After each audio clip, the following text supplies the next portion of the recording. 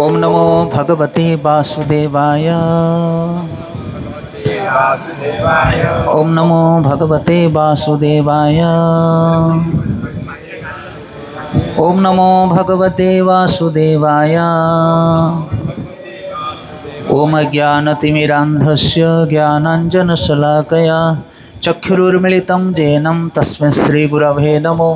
श्रीचैतन्यमनोभीष्टं स्थापितं येन भूतले स्वयं रूपकदा मह्यो ददाति स्वपदान्तिकं। वन्देऽहं श्रीगुरो श्रीयुतपदकमलं श्रीगुरून् वैष्णवांश्च श्रीरूपं साग्रजातं सहगण रघुनाथनित्यं सजीवं साद्वैतं सावधूतं परिजनसहितं कृष्णचैतन्यदेव श्रीराधा कृष्णपादं सहगण ललिता श्रीविशाखा नित्यं नीलांचल निवासाय नित्याय परमात्मने बलभद्र सुभद्राभ्यां जगन्नाथयते नमो। हे कृष्ण करुणा सिंधु दीनबंधु जगत्पति गोपेश गोपिकान्त राधाकान्तो नमस्तुते। तप्त कांचन गौरांगी राधे वृंदावनेश्वरी वृषभानुसुते देवी प्रणमामि हरिप्रिये। नमो महवदन्नाय कृष्ण प्रेम प्रदायते कृष्णाय कृष्ण चैतन्य नाम्ने गौरतिशन् नमो। वाञ्छाकल्पतरुभ्यश्च कृपा सिन्धुभ्यैव च पतितानं पावनेभ्यो वैष्णवेभ्यो नमो नमः। नमो विष्णुपादाय कृष्णप्रेष्ठाय भूतले श्रीमते भक्तिवेदान्त स्वामिनिति नामिने। नमस्ते सारस्वती देवे गौरवाणी प्रचारिणे निर्विशेष शून्यवादी पाश्चात्य देशतारिणे। जय श्री कृष्ण चैतन्य प्रभु नित्यानंद श्री अद्वैत गदाधर शिवासादि गौर भक्त वृंदा। हरे कृष्णा कृष्ण कृष्ण हरे हरे हरे राम राम राम हरे हरे।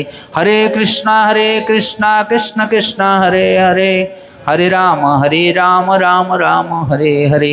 हरे कृष्णा कृष्ण कृष्ण हरे हरे हरे राम राम राम हरे हरे। हरे कृष्ण। तो सर्वप्रथमे आज रे पवित्र हरिकथा अवसर रे उपस्थित थिवा समस्त श्रोता मंडली माँ माने प्रभु माने छोट छोट पिला माने समस्त आम भूरी भूरी धन्यवाद दौछु। एवं स्पेशल आज जो संकीर्तन मंडली माँ माने एवं प्रभु माने आसछन्ति आम सेमानकु भूरी भूरी अशेष अशेष धन्यवाद दौछु। हरे कृष्ण। लीडर किए अच्छा टीचर टीचर पछरे बस। हाँ हाँ हरि बोल। हरे कृष्णा जय हो।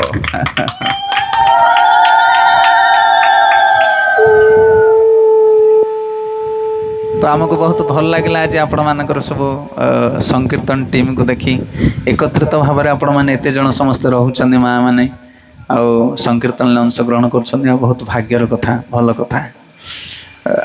टे इको कमे दियो कौटी इको हो ध्यान गम्य प्रभु इकोटा कौटी एथरे ना से हाँ इको कमे दियो। तो ये माँ मानकर कीर्तन देखी गोटे बढ़िया कथा मोर मन पड़ा चैतन्य महाप्रभु विषय आगे से आरंभ करवा आज कथा। तो जदि आम महाप्रभुंर कथा कहला भली योग्यता नहीं गुण नहीं शक्ति सामर्थ्य नहीं किंतु गुरु साधु मानकर कृपारू आम किसी कहवाई चेष्टा करुँ मात्र आम कौन साधु महात्मा महापुरुष नुह आपण मान भली साधारण मनुष्यटी आम जितेबाला चैतन्य महाप्रभु नदिया नवद्वीप जन्म ग्रहण कले भगवान स्वयं कृष्ण कलिजुगर पापी मान उद्धार करने सेतेबेले ग्रहण लगी थाए चंद्र ग्रहण समय आउ से फाल्गुनी पूर्णिमा तिथि गौड़ साक मनु शतमित सप्तवर्षाधिके जो माया पूज्या समजनी शचिगर्भ सिंधु प्रदोषे चंसी शक्ति प्रकृति तनु मिश्र सुनु स्मरामी। मिश्र सुनु जगन्नाथ मिश्रंकर पुत्र रूप से चैतन्य महाप्रभु आविर्भाव हेले 1407 शताब्द फाल्गुन पूर्णिमा तिथि जितेबाला चंद्र ग्रहण लगी चैतन्य महाप्रभु जन्म हवा पर देखापी अड़ोशी पड़ोशी लोक मैंने सब आसती ना ना आम गाँव में जदि कहार छुआटे हुए ताहले अड़ोशी पड़ोशी सब आसवे अरे चल रे छुआटा को देखी आसवा केड़ी टे गोरा है कि कला है लंबा है कि डेंगा है ना देखा जाते। तो चैतन्य महाप्रभु जो छोट अवस्था था अनेक लोक मैंने सब आसने देखापी अड़ोशी पड़ोशी विभिन्न प्रकार उपहार नहीं आसनी। आपड़ चैतन्य चरितामृत जब पढ़े ताहले देखिए आपण मैंने सब चैतन्य महाप्रभु धारा आसन ना नहीं संकीर्तन जिते सब चैतन्य महाप्रभु धारा ना नहीं से चैतन्य महाप्रभु धारा जो मैंने आसुँच चैतन्य चरितामृत पढ़िया दरकार से पूरा चैतन्य महाप्रभु विषय वर्णना कराई।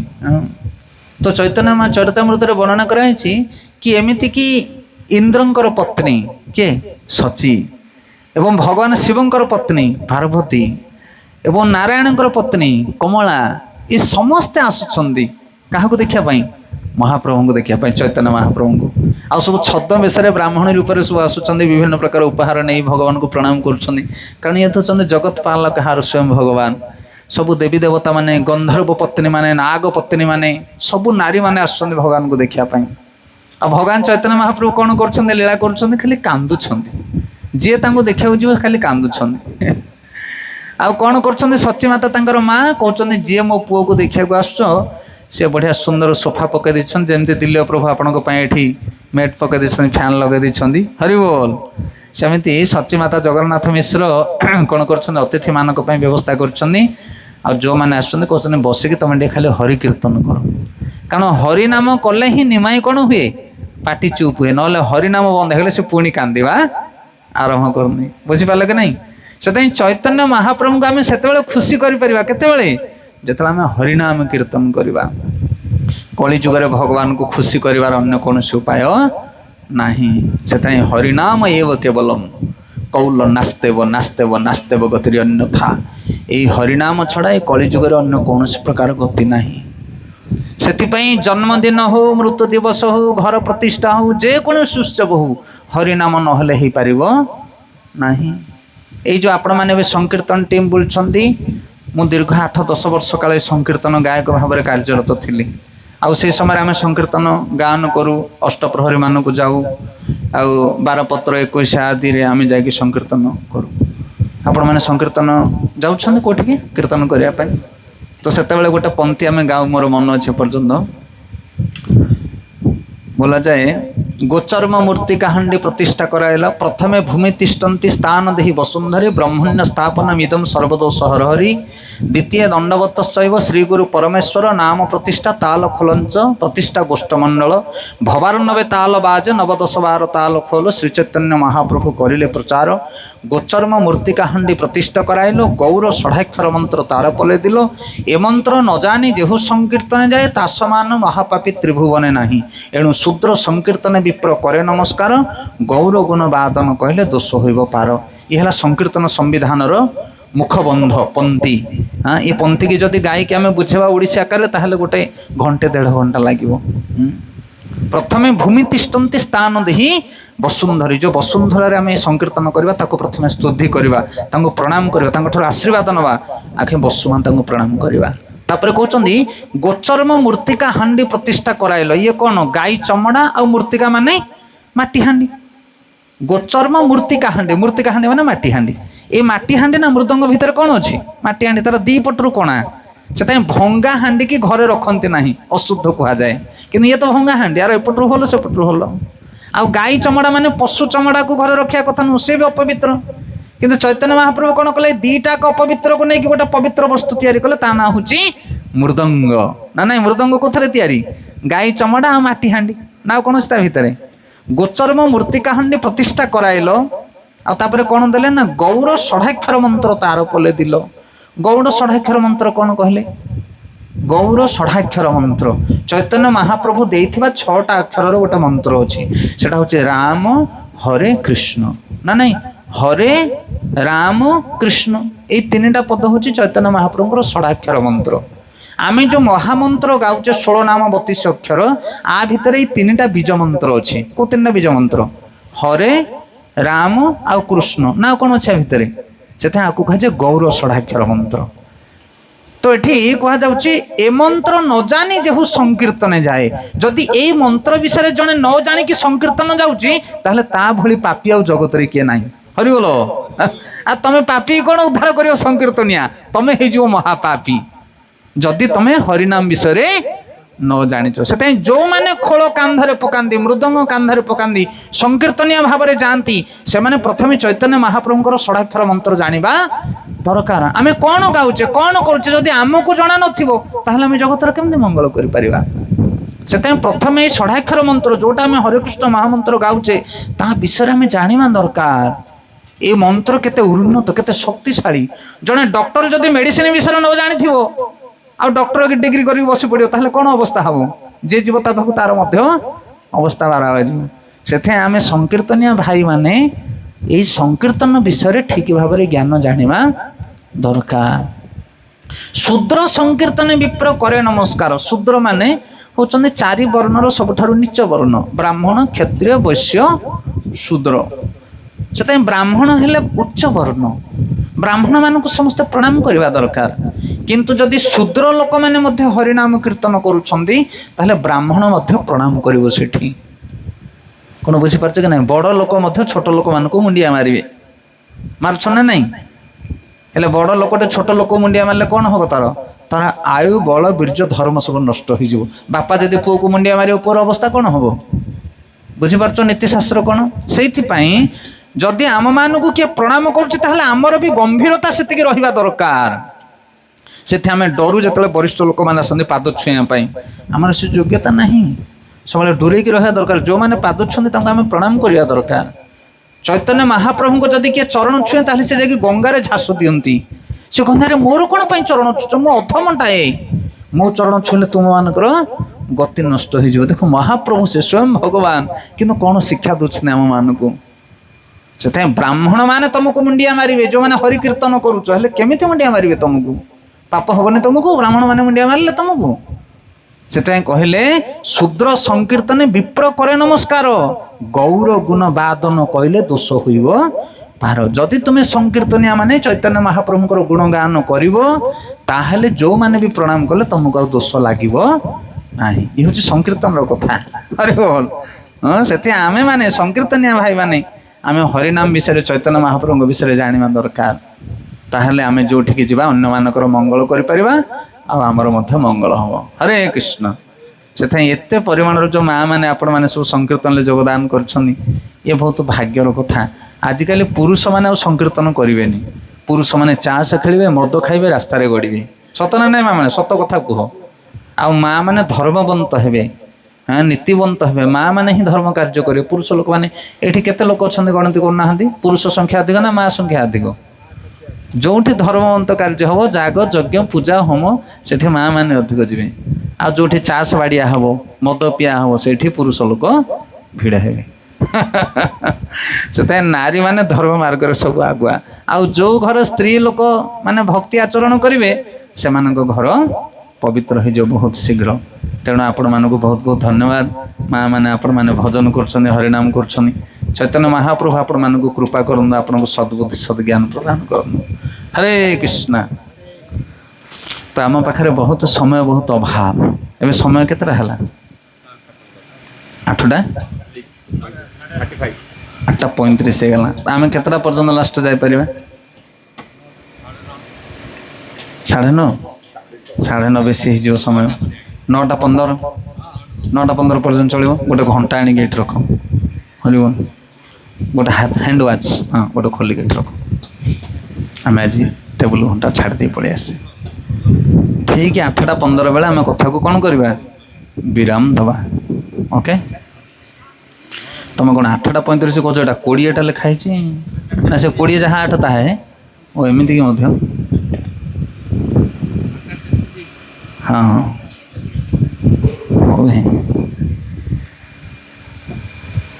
तो बर्तमान चलती पुरुषोत्तम मास कि मास चलती हाँ पुरुषोत्तम मास बा अधिमास।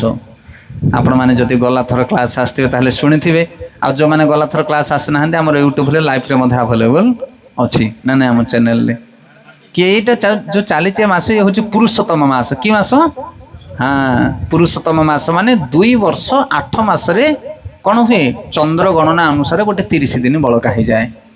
सूर्य गणना चंद्र गणना 2 प्रकार गणना रही। चंद्र गणना अनुसार गोटे मास 29 दिन अधे हेले सूर्य गणना अनुसार 30-31 दिन हुए। ये भाव में 2 वर्ष 8 मासरे गोटे 30 दिन बड़का हो जाए ताको अधिमास बोली कह जाए। आ मसरे कौन पुण्य पर्व न थाए से मल मास बोली कह जाए। କିନ୍ତୁ ସେଇ ମଳ ମାସର ଅଧିଷ୍ଠାତ୍ରୀ ଦେବୀ ଯେତେବେଳେ ଭଗବାନ ବିଷ୍ଣୁଙ୍କୁ ପ୍ରାର୍ଥନା କରୁଛନ୍ତି, ହେ ପ୍ରଭୁ ମୋତେ କୃପା କର, ମୋ ମାସରେ କିଛି ପର୍ବପର୍ବାଣି ନାହିଁ, ମୁଁ ମନ ଦୁଃଖ ମୋର, ତାହେଲେ ଭଗବାନ ବିଷ୍ଣୁ କ'ଣ କରୁଛନ୍ତି? ତାଙ୍କୁ ଆଶୀର୍ବାଦ କରୁଛନ୍ତି ଆଉ କହୁଛନ୍ତି ଏଇ ମାସଟାକୁ ମୋ ନାଁରେ ଗଣାଯିବ। କ'ଣ ନାଁ ହେଇଯିବ? ପୁରୁଷୋତ୍ତମ ମାସ। ପୁରୁଷମାନଙ୍କ ଭିତରେ ଉତ୍ତମ ହେଉଛନ୍ତି ଭଗବାନ। ତେଣୁ ହେ ଦେବୀ ତୁମେ ଚିନ୍ତା କର ନା, ଏଇ ଯେଉଁ ମଳ ମାସ ବୋଲି ଲୋକେ କହିକି ତିରସ୍କାର କରୁଛନ୍ତି ତୁମକୁ, ଅନ୍ୟ ମାସମାନେ ତୁମକୁ ନିନ୍ଦା କରୁଛନ୍ତି, ଆଜିଠାରୁ ଏଇ ମାସ ହେବ ମହାପୁଣ୍ୟମୟୀ ମାସ। ସେଥିପାଇଁ ଏଇ ଯେଉଁ 2 ବର୍ଷ 8 ମାସ ଭିତରେ ଗୋଟେ ମଳ ମାସ ଆସୁଛି ପୁରୁଷୋତ୍ତମ ମାସ, ଏଇ ମାସ କାର୍ତ୍ତିକ ମାସ ମାଘ ମାସ ଠାରୁ ମଧ୍ୟ ଶ୍ରେଷ୍ଠ ମାସ। ହରେ କୃଷ୍ଣ। ଏବେ ଆପଣମାନେ ଯିବେ ପୁରୀ ଧାମରେ ଭାରି ଭିଡ଼। କ'ଣ ପାଇଁ? କାରଣ ପୁରୁଷୋତ୍ତମ ମାସ ଚାଲିଛି। କାର୍ତ୍ତିକ ମାସରେ ପୁଣ୍ୟ କଲେ ଯେତିକି ମିଳେ, ଏଇ ଯେଉଁ ପୁରୁଷୋତ୍ତମ ମାସରେ ଯଦି ପୁଣ୍ୟ ଆପଣ କରିବେ ତାହେଲେ କାର୍ତ୍ତିକ ମାସର 7 ଗୁଣା ଲାଭ ଆପଣଙ୍କୁ ମିଳିବ। ଏଇ ମାସରେ ପ୍ରତିଦିନ ଦୀପଦାନ କରିବା ଦରକାର, ଭଗବାନଙ୍କୁ କରୁଛନ୍ତି। ଗତକାଲି ଆମର ସେଠି ଗୋଟେ ପ୍ରୋଗ୍ରାମ ଥିଲା, ପାନ୍ଥନିବାସ ବଡ଼କୁଳ ପାଖରେ ଆମେ ଥିଲୁ। ସେଠି ଆମର ମାୟାପୁରରୁ ଆସିଥିଲେ ଜଣେ ବରିଷ୍ଠ ବ୍ରହ୍ମଚାରୀ, ତାଙ୍କ ଅଧ୍ୟକ୍ଷତାରେ ଆମେ ସେଠି ପ୍ରୋଗ୍ରାମ କରୁଥିଲୁ। ବହୁତ ସୁନ୍ଦର କଥା ସେ କହିଲେ, ତାଙ୍କଠାରୁ ଶୁଣିଥିବା ଗୋଟିଏ ପଦ ଆପଣମାନଙ୍କୁ କହିବା। ବହୁତ ସୁନ୍ଦର କଥା। ଏଇ ଯେଉଁ ପୁରୁଷୋତ୍ତମର ମାସର ମହିମା ଅନେକ ରହିଛି, କିନ୍ତୁ ତା ଭିତରୁ ଗୋଟେ ସୁନ୍ଦର କଥା ଆପଣମାନଙ୍କୁ କହିବା। ଆପଣମାନେ ସମସ୍ତେ ଦ୍ରୌପଦୀଙ୍କ ବିଷୟରେ ଜାଣିଛନ୍ତି। ଦ୍ରୌପଦୀ, ତାଙ୍କ ନାଁ ହେଉଛି ଯାଜ୍ଞସେନୀ, କାରଣ ସେ ଯଜ୍ଞରୁ ଉତ୍ପନ୍ନ ହୋଇଛନ୍ତି। ତାଙ୍କୁ କିଏ ଜନ୍ମ କରିନାହାନ୍ତି। କୋଉଠୁ ବାହାରିଥିଲେ? ଯଜ୍ଞରୁ। ତାଙ୍କ ବାପାଙ୍କ ନାଁ କ'ଣ? ଦ୍ରୁପଦ ନା ନାଇଁ? ସେଥିପାଇଁ ତାଙ୍କ ନାଁ ହେଉଛି ଦ୍ରୌପଦୀ। ହେଲେ ଦ୍ରୁପଦ ଗୋଟେ ଯଜ୍ଞ କରିଥିଲେ ଯେ ସେଇ ଯଜ୍ଞରୁ ଯିଏ ବାହାରିବ ସେ କାହାକୁ ମାରିବ? କାହାକୁ? ଦ୍ରୋଣାଚାର୍ଯ୍ୟଙ୍କୁ ମାରିବ। ନାଇଁ, ଦ୍ରୋଣାଚାର୍ଯ୍ୟ ଗୁରୁଙ୍କୁ ମାରିବା ପାଇଁ ସେ ଗୋଟେ ଯଜ୍ଞ କଲେ। ଆଉ ତା ଭିତରୁ 2 ଜଣ ବାହାରିଲେ। ପ୍ରଥମେ ଗୋଟେ ନାରୀ ବାହାରିଲେ, ତାଙ୍କ ନାଁ ହେଉଛି ଯାଜ୍ଞସେନୀ ବା ଦ୍ରୌପଦୀ। ଆଉ ଦ୍ୱିତୀୟରେ ଗୋଟେ ପୁରୁଷ ବାହାରିଲେ, ତାଙ୍କ ନାଁ ହେଉଛି କ'ଣ? ଦୃଷ୍ଟଦ୍ୟୁମ୍ନ, ଯିଏକି ପାଣ୍ଡବମାନଙ୍କର ପ୍ରଥମ ସେନାପତି ଭାବରେ କାର୍ଯ୍ୟ କରୁଥିଲେ। ଏବଂ ସିଏ ହିଁ ଦ୍ରୋଣାଚାର୍ଯ୍ୟଙ୍କୁ କ'ଣ କଲେ? ବିନାଶ କରିଥିଲେ। ନରେ ବା ଗୁଞ୍ଜରେ ଅସ୍ୱସ୍ତି ମାହତ। କିଏ କହିଥିଲେ? ଯୁଧିଷ୍ଠିର ମହାରାଜ। ନରେ କହିଲା ବେଳେ ଶଙ୍ଖ ଫୁଙ୍କି ଦେଲେ ଭଗବାନ, ଆଉ ଗୁଞ୍ଜର ବୋଲି ଶୁଭାଗଲା, ବା ଗୁଞ୍ଜର ବେଳେ ଶଙ୍ଖନାଦ ହେଲା। ଆଉ ତାପରେ ଇଏ ଦ୍ରୋଣାଚାର୍ଯ୍ୟ ଭାବିଲେ ମୋ ପୁଅ ଅସ୍ୱସ୍ତିମା ମରିଯାଇଛି, ସେ ମନ ଦୁଃଖ କରିକି ସ୍ୱରକୁ ପରିତ୍ୟାଗ କଲେ। ଏହି ସମୟରେ ଦୃଷ୍ଟଦ୍ୟୁମ୍ନ ଯାଇକି ତାଙ୍କୁ ହରିବୋଲ କରିଦେଲା। ଇଏ ହେଲା ଷ୍ଟୋରି। ଆମେ ଷ୍ଟୋରି ଭିତରେ ପଶିବା ନାହିଁ, ଆମେ ଶିକ୍ଷା ଭିତରେ ଯିବା। ହେଲେ ଇଏ ଯେଉଁ ଦ୍ରୌପଦୀ ଯାଜ୍ଞସେନୀ ଯଜ୍ଞରୁ ଉତ୍ପନ୍ନ ହୋଇଥିଲେ, କିନ୍ତୁ ତାଙ୍କ ଜୀବନଟା ଏକ ଦୁଃଖ ଥିଲା। ହଁ କି ନାଇଁ? ବିବାହ ତ କଲେ 5ଟା ସ୍ୱାମୀକି ବିବାହ କଲେ। କି ଅପୂର୍ବ କଥା ଏ ଜଗତରେ ଏମିତି କାନରେ ଶୁଣାଯାଇ ନଥିଲା ନା ନାଇଁ? ଅର୍ଜୁନ ଲକ୍ଷ୍ୟ ବିନ୍ଧିକି ଦ୍ରୌପଦୀଙ୍କୁ ଉଦ୍ଧାର କରିକି ନେଲେ ଏବଂ କୁନ୍ତୀଙ୍କ ପାଖରେ ଯାଇକି ପହଞ୍ଚିଲେ। କହିଲେ ମା, ଗୋଟେ ବଢ଼ିଆ ଜିନିଷ ନେଇକି ଆସୁନ, ଯାହା ଆଣିଛ 5 ଜଣ ଯାକ ଭାଗ ବାଣ୍ଟିକି ନିଅ। କଥା ସରିଲା ଆଉ। ଆରେ 5 ଜଣ ଭାଗ ବାଣ୍ଟିକି ନେବୁ, ଇଏ ଗୋଟେ ନାରୀଟେ। ନାରୀ କୁଳାଙ୍ଗାର ମାନେ ମୋତେ ଆଗରୁ କହିଲୁନି ନାରୀଟା ବୋଲି। କହିଲେ ଗୋଟେ ଜିନିଷ ଆଣିଛୁ, ଜିନିଷକୁ ଭାଗ ବାଣ୍ଟିକି ନିଅ।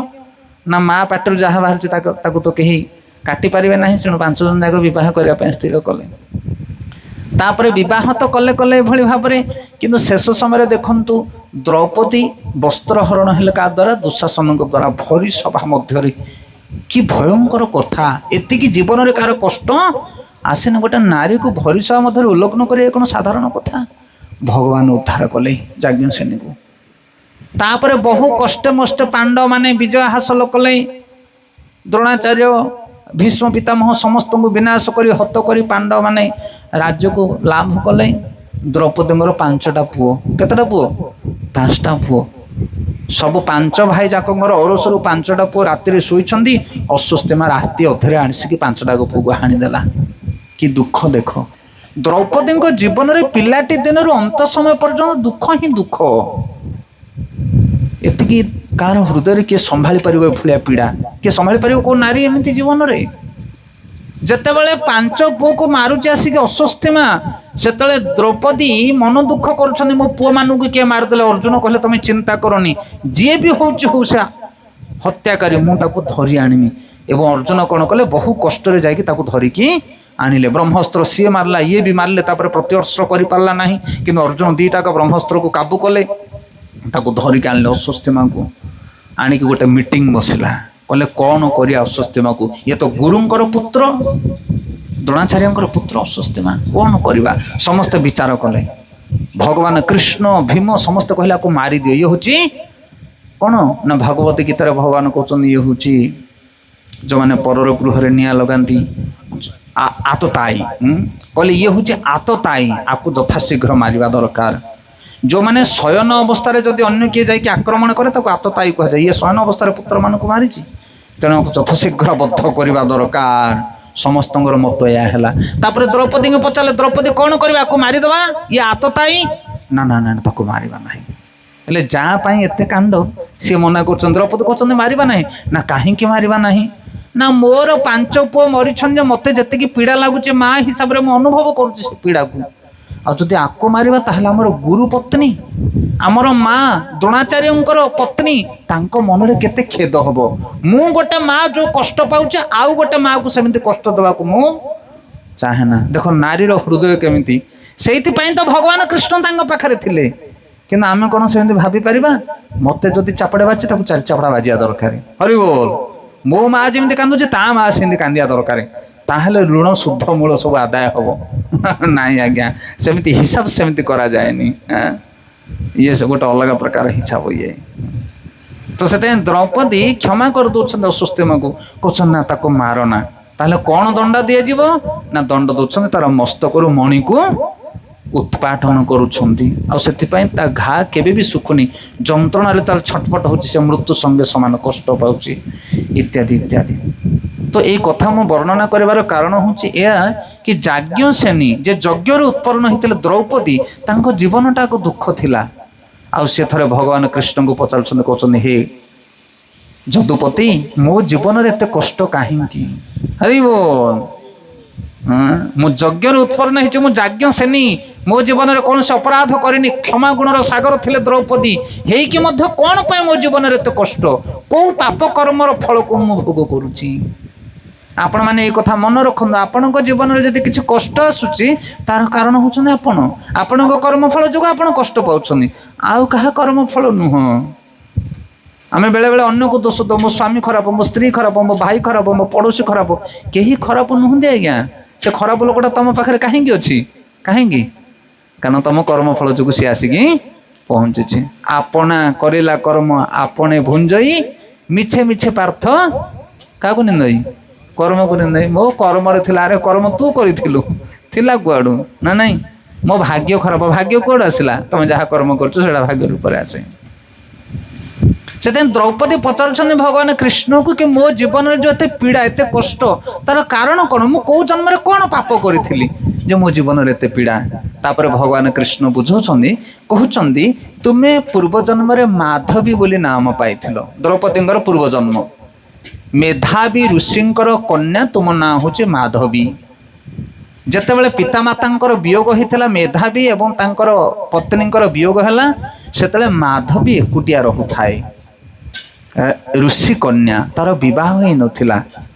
ବହୁଦିନ ପରେ ସେ ଥରେ କ'ଣ କଲେ ନା ଦୁର୍ବାସା ଋଷିଙ୍କୁ ଭେଟିଲେ। ଦୁର୍ବାସା ଋଷି ଥରେ ଯାଇଥିଲେ ମେଧାବୀଙ୍କର ଆଶ୍ରମକୁ ଏବଂ ଦେଖିଲେ ତାଙ୍କର କନ୍ୟା ଏକୁଟିଆ ବସିଛନ୍ତି, ଆଉ କେହି ନାହାନ୍ତି। କହିଲେ ତମର ବାପା ମା କୁଆଡ଼େ ଗଲେ? ନା ବାପା ମା ଦେହାନ୍ତ ହେଇଗଲାଣି। ହେ ଋଷିବର ମୋତେ କୃପା କରନ୍ତୁ, ମୋର କେମିତି ବିବାହ ହେଇପାରିବ ତା ବିଷୟରେ ମୋତେ ଉପଦେଶ ଦିଅନ୍ତୁ। ମୁଁ ଗୋଟେ ପ୍ରାପ୍ତବୟସ୍କ ଝିଅଟିଏ, ମୋର ବାପା ନାହାନ୍ତି, ମା ନାହାନ୍ତି, ମୁଁ କ'ଣ କରିବି? ତାପରେ ଦୁର୍ବାସା ମୁନି କହିଲେ ମା ତୁମେ ଏଇ ପୁରୁଷୋତ୍ତମ ମାସର ବ୍ରତକୁ ପାଳନ କର। ଏଇ ପୁରୁଷୋତ୍ତମ ମାସର ବ୍ରତକୁ ଯଦି ପାଳନ କରିବ ତାହେଲେ ତୁମକୁ ଉପଯୁକ୍ତ ପତି ମିଳିଯିବ ଏବଂ ତୁମର ନାରୀ ଜନ୍ମ ସଫଳ ହେଇଯିବ। ଏଇ କଥା ଶୁଣିଲା ପରେ ଇଏ ଯେଉଁ ମେଧାବୀ ଇଏ କ'ଣ କଲେ? ମାଧବୀ ଇଏ ହସିଲେ, କହିଲେ କି କଥା କହୁଛ ଋଷିବର, ତମେ ମଧ୍ୟ ମୋତେ ଠକିବାର ଥିଲା। ଏଇ ପୁରୁଷୋତ୍ତମ ମାସ ଫାଙ୍କା ମାସ, ମଳ ମାସ, ଏଇ ମାସରେ ପୁଣ୍ୟ କଲେ କି ଲାଭ ମିଳିବ ମୋତେ? ସେ କଥାକୁ କ'ଣ କଲେ? ତିରସ୍କାର କଲେ। କିଏ? ମାଧବୀ, ଦ୍ରୌପଦୀଙ୍କର ପୂର୍ବଜନ୍ମ। ସେ ମାସକୁ ଗ୍ରହଣ କରିନଥିଲେ, ପୁରୁଷୋତ୍ତମ ମାସକୁ। ଏଇ କଥା ଶୁଣିଲା ପରେ ଦୁର୍ବାସା ମୁନି ବଡ଼ କ୍ରୋଧୀ, କିନ୍ତୁ ସେ ସଂଯତ ହେଇକି ଚାଲିଗଲେ। କାହିଁକି? କାରଣ ଏଇ ମେଧାବୀ ଋଷି ହେଉଛନ୍ତି ତାଙ୍କର ବନ୍ଧୁ। ବନ୍ଧୁଙ୍କର ଝିଅକୁ କ୍ଷମା କରି କିଏ କଲେ? ଦୁର୍ବାସା ଋଷି ଚାଲିଗଲେ। ତାପରେ କିଛି ଦିନ ପରେ ଏଇ ମାଧବୀ ଶିବଙ୍କୁ ଉପାସନା କଲେ। ଶିବଙ୍କୁ ବହୁ ଉପାସନା କଲା ପରେ ଶିବ ପ୍ରସନ୍ନ ହେଲେ ଏବଂ କହିଲେ ଝିଅ କନ୍ୟା କ'ଣ ମାଗୁଛ ମାଗେ, ମୁଁ ତ ତୋ ଉପରେ ପ୍ରସନ୍ନ ହେଇଛି, ତୁ ଯାହା ମାଗିବୁ ମୁଁ ତୋତେ ବରଦାନ କରିବି।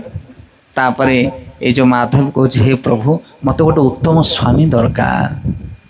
ଭୋଳା ଶଙ୍କର, ସେ ତ ଶିବ ଠାକୁର, ସେ ଭଗବାନଙ୍କର ଧ୍ୟାନରେ ବସିଛନ୍ତି। କିଛି ସମୟ ପୂର୍ଣ୍ଣି ମାଧବୀ କହୁଛି ପ୍ରଭୁ ମୋତେ ଗୋଟେ ପତି ଦରକାର ସ୍ୱାମୀ, ଏଇଥିପାଇଁ ତ ମୁଁ ଆପଣଙ୍କର ଆରାଧନା କରିଛି।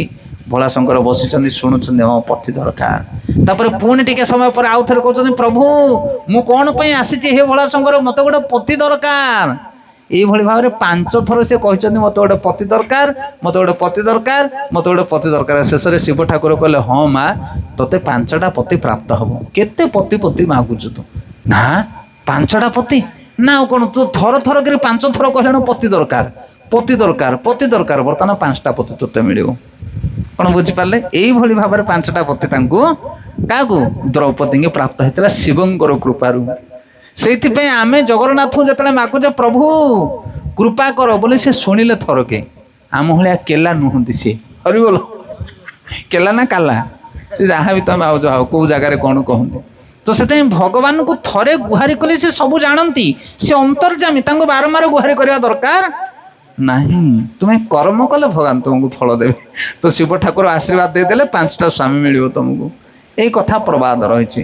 ଆଉ କିଛି କିଛି ସ୍ଥାନରେ ଏଭଳି ମଧ୍ୟ ଆସେ କି ଦ୍ରୌପଦୀ ଯେତେବେଳେ ପୂର୍ବ ଜନ୍ମରେ ମାଧବୀ ଥିଲେ, ସେ କହିଥିଲେ, ହେ ପ୍ରଭୁ ମୋତେ ଏମିତିକାର ଗୋଟେ ସ୍ୱାମୀ ଦିଅନ୍ତୁ, ଯେଉଁ ସ୍ୱାମୀ ଦେଖିବା ପାଇଁ ଅତି ସୁନ୍ଦର ହେଇଥିବ, ଯାହାର ବୁଦ୍ଧି ପ୍ରଚଣ୍ଡ ହେଇଥିବ, ପ୍ରକାଣ୍ଡ ବୁଦ୍ଧିମାନ ହେଇଥିବ, ଯେ ଧନୁର୍ବିଦ୍ୟାରେ ମହାପାରଙ୍ଗମ ଥିବ ଏବଂ ଗଦାକୁ ଅତ ସୁନ୍ଦର ଭାବରେ ସେ ପରିଚାଳନା କରୁଥିବ, ଏବଂ ଯିଏ ଧର୍ମ ଆଉ ନ୍ୟାୟ ପରାୟଣ ହେଇଥିବ। ତାପରେ ଶିବ ଠାକୁର କହିଲେ, ହଁ ଯଦି ଏଇଭଳିଆ ଗୁଣ ବୋଲି କହୁଛୁ, ତାହେଲେ ଗୋଟେ ଲୋକ ପାଖରେ ଏଇଭଳିଆ ଗୁଣ ରହିବ ନାହିଁ। ତେଣୁ ଏଇଭଳିଆ ଗୁଣ ଥିବା 5ଟା ସ୍ୱାମୀ ତୋତେ ମିଳିବ। ଧର୍ମବନ୍ତ ହେଉଛନ୍ତି କିଏ? ଯୁଧିଷ୍ଠିର ମହାରାଜ। ଆଉ ଗଦା ଉତ୍ତଳ କହୁଛନ୍ତି ଭୀମ। ଆଉ ଧନୁର୍ଧାରୀ ଅର୍ଜୁନ। ଏବଂ ସୁନ୍ଦର ହେଉଛନ୍ତି ନକୁଳ। ନକୁଳ ହେଉଛନ୍ତି ବହୁତ ସୁନ୍ଦର। ଆଉ ସହଦେବ ହେଉଛନ୍ତି ବୁଦ୍ଧିମାନ ତ୍ରିକାଳଜ୍ଞ। ସେଥିପାଇଁ 5ଟାକୁ ଗୁଣ ଥିବା 5 କୋଟି ତମକୁ ପ୍ରାପ୍ତ ହବ। ସେଥିପାଇଁ ଆମ ଭାଗ୍ୟରେ ଯେଉଁ ପତି ଅଛନ୍ତି, ପତିଙ୍କର ଗୁଣ କିଛି ନା କିଛି ଅଛି ନା ନାହିଁ? ତ ସେତିକିରେ ଆମେ ସନ୍ତୁଷ୍ଟ ରହିବା ଦରକାର। ଆମେ କହିବା ନା ନାଇଁ ମୋ ସ୍ୱାମୀଟା ଭଲ, ଯେ ଏଇ ଗୁଣଟା ତ ନାହିଁ। ଆଉ ଆରେ ନଥାଉ, ପୁଣି 5 ପତି ଆମେ ଗ୍ରହଣ କରିବା କି? ଆମକୁ ଯେଉଁ ପତି ମିଳିଛି ସେତିକିରେ ଆମେ ସନ୍ତୁଷ୍ଟ ରହିବା। ଯେତିକି ଗୁଣ ଅଛି ଆମେ ସେତିକିରେ ଖୁସି ରହିବା ଦରକାର। ନହେଲେ ଦ୍ରୌପଦୀ ଭଳିକା ଅବସ୍ଥା ହେବ ତମର। ହରି ବୋଲ। ତ ଏଇଭଳି ଭାବରେ ଏଇ ଯେଉଁ ଦ୍ରୌପଦୀ ପୂର୍ବ ଜନ୍ମରେ କ'ଣ କରିଥିଲେ ନା, ଏଇ ପୁରୁଷୋତ୍ତମ ମାସର ମହିମାକୁ ଅବହେଳା କରିଥିଲେ।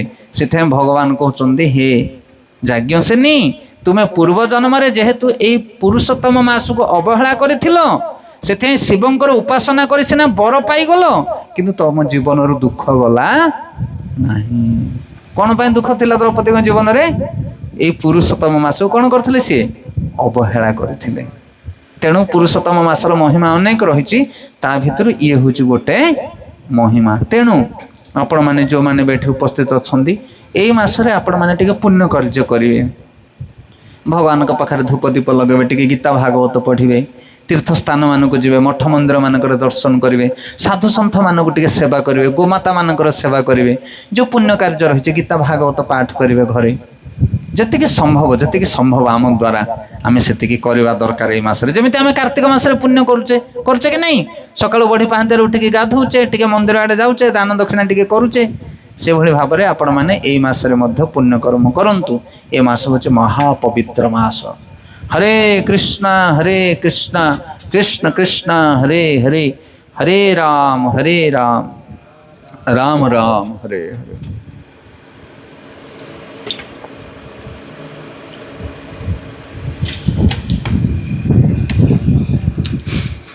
ଆପଣମାନେ ଜାଣିଛନ୍ତି ଆଜି କ'ଣ ପାଇଁ ପ୍ରୋଗ୍ରାମ ହେଇଛି? ରବିବାର ପ୍ରୋଗ୍ରାମ ନାଇଁ କି? ଆକ୍ଚୁଆଲି ଆଜି ପ୍ରୋଗ୍ରାମ ହବାର ନଥିଲା। କେବେ ହବାର ଅଛି?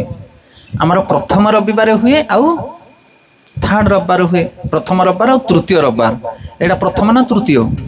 ଏଇଟା ପ୍ରଥମ ନାହିଁ କି ତୃତୀୟ ନାହିଁ? କେତେ ନମ୍ବର ଇଏ 5 ନମ୍ବର। 5 ନମ୍ବରଟି ନା 4 ନମ୍ବର? 4 ନମ୍ବର। ଓକେ। ତ ଇଏ ରବିବାର କ'ଣ ପାଇଁ ହେଇଛି ନା, କାରଣ ଏ ଆସନ୍ତା ରବିବାର ବା ପ୍ରଥମ ରବିବାର ଦିନ ଆମର ଏଇ ଯେଉଁ ପୋଲସରା ଭକ୍ତମାନେ କୁଆଡ଼େ ଯାଉଛନ୍ତି? ମାୟାପୁର ଧାମ। ବୋଲେ ମାୟାପୁର ଧାମ କି? ହଁ, ସେଥିପାଇଁ ଭକ୍ତମାନେ ଯେହେତୁ ମାୟାପୁର ଚାଲିଯିବେ, ଆମେ ଆଉ କାହାକୁ ନେଇକି କଥା କରିବା? ଏ କାନ୍ଥ ବାଡ଼କୁ ନେଇକି। ସେଥିପାଇଁ ଭକ୍ତମାନେ ଚାଲିଯିବେ, ତେଣୁ ଆଗୁଆ ଆମର ପ୍ରୋଗ୍ରାମଟା ହେଇଗଲା। ଆଉ ଏଇ ଯେଉଁ ପ୍ରୋଗ୍ରାମଟା ହେଲା ବର୍ତ୍ତମାନ ଅବେଳରେ ଆଗୁଆ ହେଇଗଲା, ୟା ଭିତରେ ଆଉ ଗୋଟେ କାରଣ ରହିଛି। କ'ଣ କାରଣ ରହିଛି? ଆମର ଏଇ ଯେଉଁ ଗୋପାଳ ଆଗରେ ବସିଛି, ध्यान गम्य प्रभुंकर पुत्र ठिया है जा गोपाल। हाँ यार जन्मदिन हूँ आगे माने 4 दिन बाकी अच्छे यार जन्म हाँपाई कि आगुआ आडभांस जन्मदिन हो गला। हरि बोल से या आशीर्वाद करने पिता माता आज कौन कर आज प्रोग्राम टाक अरेंज कर माताजी बस पछरे एवं ये प्रभुजी बस आगे पिता माता तो से कौन कले ना गोपाल को आशीर्वाद करने कहले आज वैष्णव सम्मिलनी प्रसाद व्यवस्था आम टे भक्त मान पुत्र को आशीर्वाद कर। हरे कृष्ण बसी जा गोपाल बसी जा। आमर गोपीनाथ मंदिर आम मुंबई गोपीनाथ मंदिर प्राक्ट करूँ इस्कन चौपाटी तो सेठी अभ्यास करूँ आम भक्ति प्रथम अनुकूल होता 2006-07 मसीह तो सेठी कौन हुए ना सब ऑफिसरिया लोक मुंबई लोक मैंने सब एंगेज लोक तो आमर जदि भावी नियंतु शुक्रवार थी जन्माष्टमी या शुक्रवार थी नरसिंह जयंती कि कौन भी गोटे थी उत्सव ताले शुक्रवार दिन आम फिस्ट करूँ शुक्रवार दिन उपवास करूँ जी जहाँ घरे जो अच्छा सब उपवास करेंगे जमी फास्टिंग करने कथा सब हम पूजा पाठ नीति हम कि रविवार दिन हम तार फिस्ट प्रोग्रामटा कौन बुझीपारे शुक्रवार तिथि पड़ेगा किंतु शनिवार छाड़ी रविवार आम प्रोग्राम हो कौन पाई कारण रविवार समस्त छुट्टी थी गैदरिंग समस्त हे रविवार 2 दिन पलि नरसिंह चतुर्दशी किंतु नरसिंह चतुर्दशी फिस्ट कथा प्रोग्राम ड्रामा सबकि हम रविवार दिन लोक फुल एंजॉय करेंगे कौन बुझीपारे कि नहीं से भक्त जो एकाठी होती से आम उत्सव करवा दरकार आ उत्सव दिन में जब भक्त नथिबे ताहले तुम उत्सव करके कौन लाभ। तेणु आज जो प्रोग्राम हूँ रविवार प्रोग्राम पोलोसरा नामहाट केन्द्र रे ये आमर गोपाल जन्मदिन अवसर कर ये मास हूँ महापवित्र मास पुरुषोत्तम मास यही मसरे निश्चित भाव जदि आम किसी दान धर्म करूँ पुण्य कार्य करूँ ताहले आमको शतगुणित लाभ मिल। शास्त्र वर्णना कराई कलिजुगे नामे रुचि जीवे दया आ वैष्णव सेवा यही 3टा को गंठिली करके आम धरिया पड़ो। हरिनाम उपर रुचि रखिबा आदर पूर्वक हरिनाम करिबा आ समस्त जीव मान उपर दया करिबा जहाँ पाखरे दया नहीं से हरि भोजन करि परिबो नाही। माछ मांस भोजन करिबा नाही माछ मांस भोजन कले तुम जीव को हत्या कल हिंसा कल से जीव मान उपर दया करिबा हरिनाम करिबा आ कोन करिबा वैष्णव सेवा करिया साधु सेवा कले तुमको भगवान कृपा मिलिबो। कोन बुझी पाले 3टा जिंस कोन करिवे हरिनाम करिवे जीव मान उपर दया करिवे आ साधु मानकर सेवा करिवे ये 3टा जिनस करवा दरकार। आज मध्य से कार्य होची हरिनाम संकीर्तन हैला एवं समस्तंकर मंगल पाई भागवत कथा हैला जीव मानकर दया जोगु एवं शेष वैष्णव सेवा वैष्णव मानक प्रसाद व्यवस्था करा जाय अछि। तो बहुत बहुत धन्यवाद आमर प्रभु जी ध्यान गम्य प्रभु माताजी एवं गोपाल तांकर सपरिवार एवं तांकर पिता माता आम समस्त धन्यवाद दवा। तो कथा प्रसंग तो आम पुरुषोत्तम मासर महिमा विषय किसी आलोचना कले चैतन्य महाप्रभुଙ୍କର आविर्भाव लीला विषय किसी आलोचना कले एवं शेष में आम पाखे 15-20 मिनिट समय अच्छी यही समय भितर आम आलोचना करवा भगवत गीता पुरुषोत्तम योग गत थर भी आम आलोचना करते स्पेशल यही मसरे यही अध्याय को पाठ करवा दरकार। भगवत गीता 15 अध्याय ना हूँ पुरुषोत्तम योग यही अध्याय को बारंबार पाठ करवा दरकार। तो यही अध्याय आम 2-4टा श्लोक आज नापी चेष्टा करवा। ओडिया रे गोटे कथा अच्छी खाइब मिठा आ पढ़िब कौन पिता कौन कथाटा बुझीगला कि खाइब मिठा ना पिता खाइब पिता आ लिखिब गीता लिखिब ना पढ़िब पढ़िब खाइब पिता पढ़िब गीता बा शुणिब गीता से जदि पिता खाइब ताहले देह ठीक रहिब किंतु पिता खाइब पसंद है पिला माने केते जण पिता खाइबा पसंद करछो पिता खाइब क्या मनीष पिता खाइले देह भल रहिबो आ गीता पढ़िले कौन रहिबो भल मन भल रहिबो कौन भल रहिबो। हाँ आमर देहटा सिना फिट अच्छी किंतु मनटा पूरा बेकार हो जाइए जार मन खराब से जमा खराब बेकार कह जाए जदि धन नष्ट हो गला किछि नष्ट हो गला जदि शरीर नष्ट हो गला ताहले अधिक किछि नष्ट होला कि जदि चरित्र नष्ट होला ताहले सब नष्ट हो गला। से चरित्र बा मन को सब सेफ रखा दरकार सुरक्षित रखा दरकार। आ जदि आम सत्संग करवा गीता भागवत पाठ करवा ताहले आम मन पवित्र रहिबो। अल्प दिन तले आमर गोटे डिस्कशन चली आगे धन दरकार ना आगे ज्ञान दरकार कौन दरकार लोके तो कहते धन अरे बाबा धन थे सीना पेट पोषा हवा आगे खाइले तो तापर ज्ञान तू शुणु पेटरे दाना न कि ज्ञान कथा कहले का मुंडरे पशिबो लोके समस्ते डिमांड करते धन को कौन बापूजी प्रभु धन दरकार ना ज्ञान दरकार ना दीटा को दरकार चला कि लोक कलिजुग लोक दीटा को 50-50 दे दियो हरिबो जदि धन अच्छी ज्ञान नहीं कौन असुविधा आउ ज्ञान अच्छी धन नहीं कौन असुविधा दीटा को जरूरी कोटा देख जदि धन तुम पाखे बढ़ीगला ज्ञान नहीं ताले से धन तुमको बर्बाद करदेव आजिकल धनी घर पुओ मैंने बेसी कुपथगामी कौन पाई कारण बापार धन सीना अच्छे कि ज्ञान नहीं ज्ञान नथिले धन कौन करिवो जाकि पोषियो जोड़ी पोषिया कथा आपण माने जानछन्ती आ से धन को लेकिन कौन करिवो तार ठिकाना रहइबोनी आ किंतु धन नहीं ज्ञान अछि ताहले से ज्ञान द्वारा से जीवन को अतिबाहित करि परिवो सरस सुंदर रास्ता को से निर्माण करि परिवो से ज्ञान बहुत जरूरी ज्ञान थिले जने धन पाई परिवो किंतु धन थाई के लोक ज्ञान पाई परिवो नहीं से गीता पढ़ंता आपण माने गीतार ज्ञान मिले से ज्ञान द्वारा आम निजक सुरक्षित रखिपर तो जो 15 अध्याय भागवत गीता एथिरे भगवान पुरुषोत्तम जोग वर्णना करा जाइए आज आम पढ़ा भगवान को पुरुषोत्तम कौन पाई कह जाए आम कौन पुरुषोत्तम हो पारानी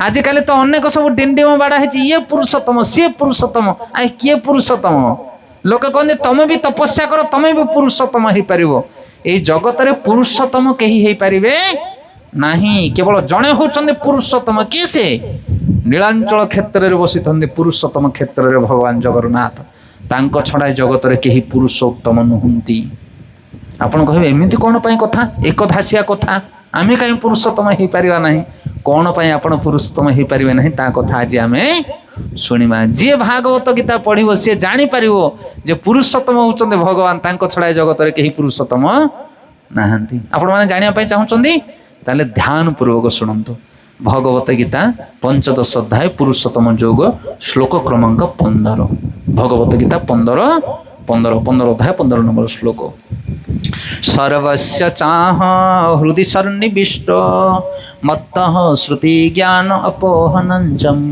वेदेश्च सर्वैरहमेव वेद्य वेदांत कृद वेद वेदवेत्च अहम तो भगवान कहउचंदी सर्वस चाह हृदय सन्निविष्टो मत्त श्रुति ज्ञान अपहनंच वेदेश्च सर्वे रहम एव वेद्य वेदांत कुरुद वेद वेदवित् अहम हे अर्जुन मु प्रत्येक हृदय विद्यमान करिथाए सर्वस चाह हृदय सन्निविष्ट लोके कहते भगवान कोठी अछंदी समस्त हृदय रे अछंदी कोठी लिखाई गीतार लिखाई भगवान कहउचंदी मु समस्त हृदय रे बसी सर्वस चाह हृदय सन्निविष्ट आ कौन कहते मत्त मो ठारू मत्त श्रुति ज्ञान अपहनंच मो ठारू स्मरण करने शक्ति आ भूली जावा शक्ति सब क्षारित हुए मु जदि चाहिए तुम सब मन पड़ा मु जदि चाहिए सब किसी भूली जाव कि मन पड़ो ना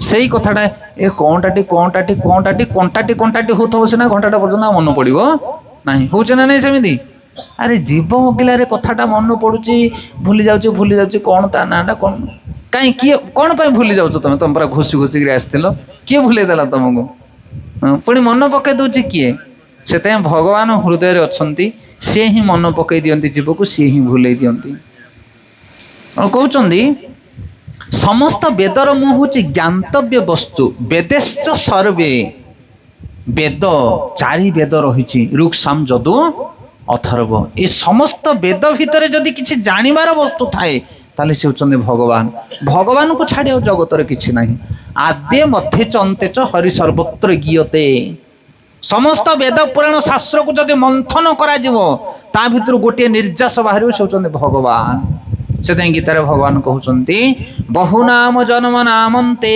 ज्ञानवान मा प्रपद्यन्ते वासुदेवं सर्वम इति सो महात्मा सुदुर्लभ आप गीता पढ़ुं बहुत बढ़िया कहते जे बहुनाम जन्म नामन्ते ज्ञानवान माँ प्रपद्यन्ते जो मैंने ज्ञानी ये जगत में बहुत ज्ञान जानापी चेष्टा करती एटा कौन सेटा कौन सेटा कौन सब जानी जानी शेष में मो पाखे आसिक पहुँचे कारण मो पछक आउ कि ନାହିଁ।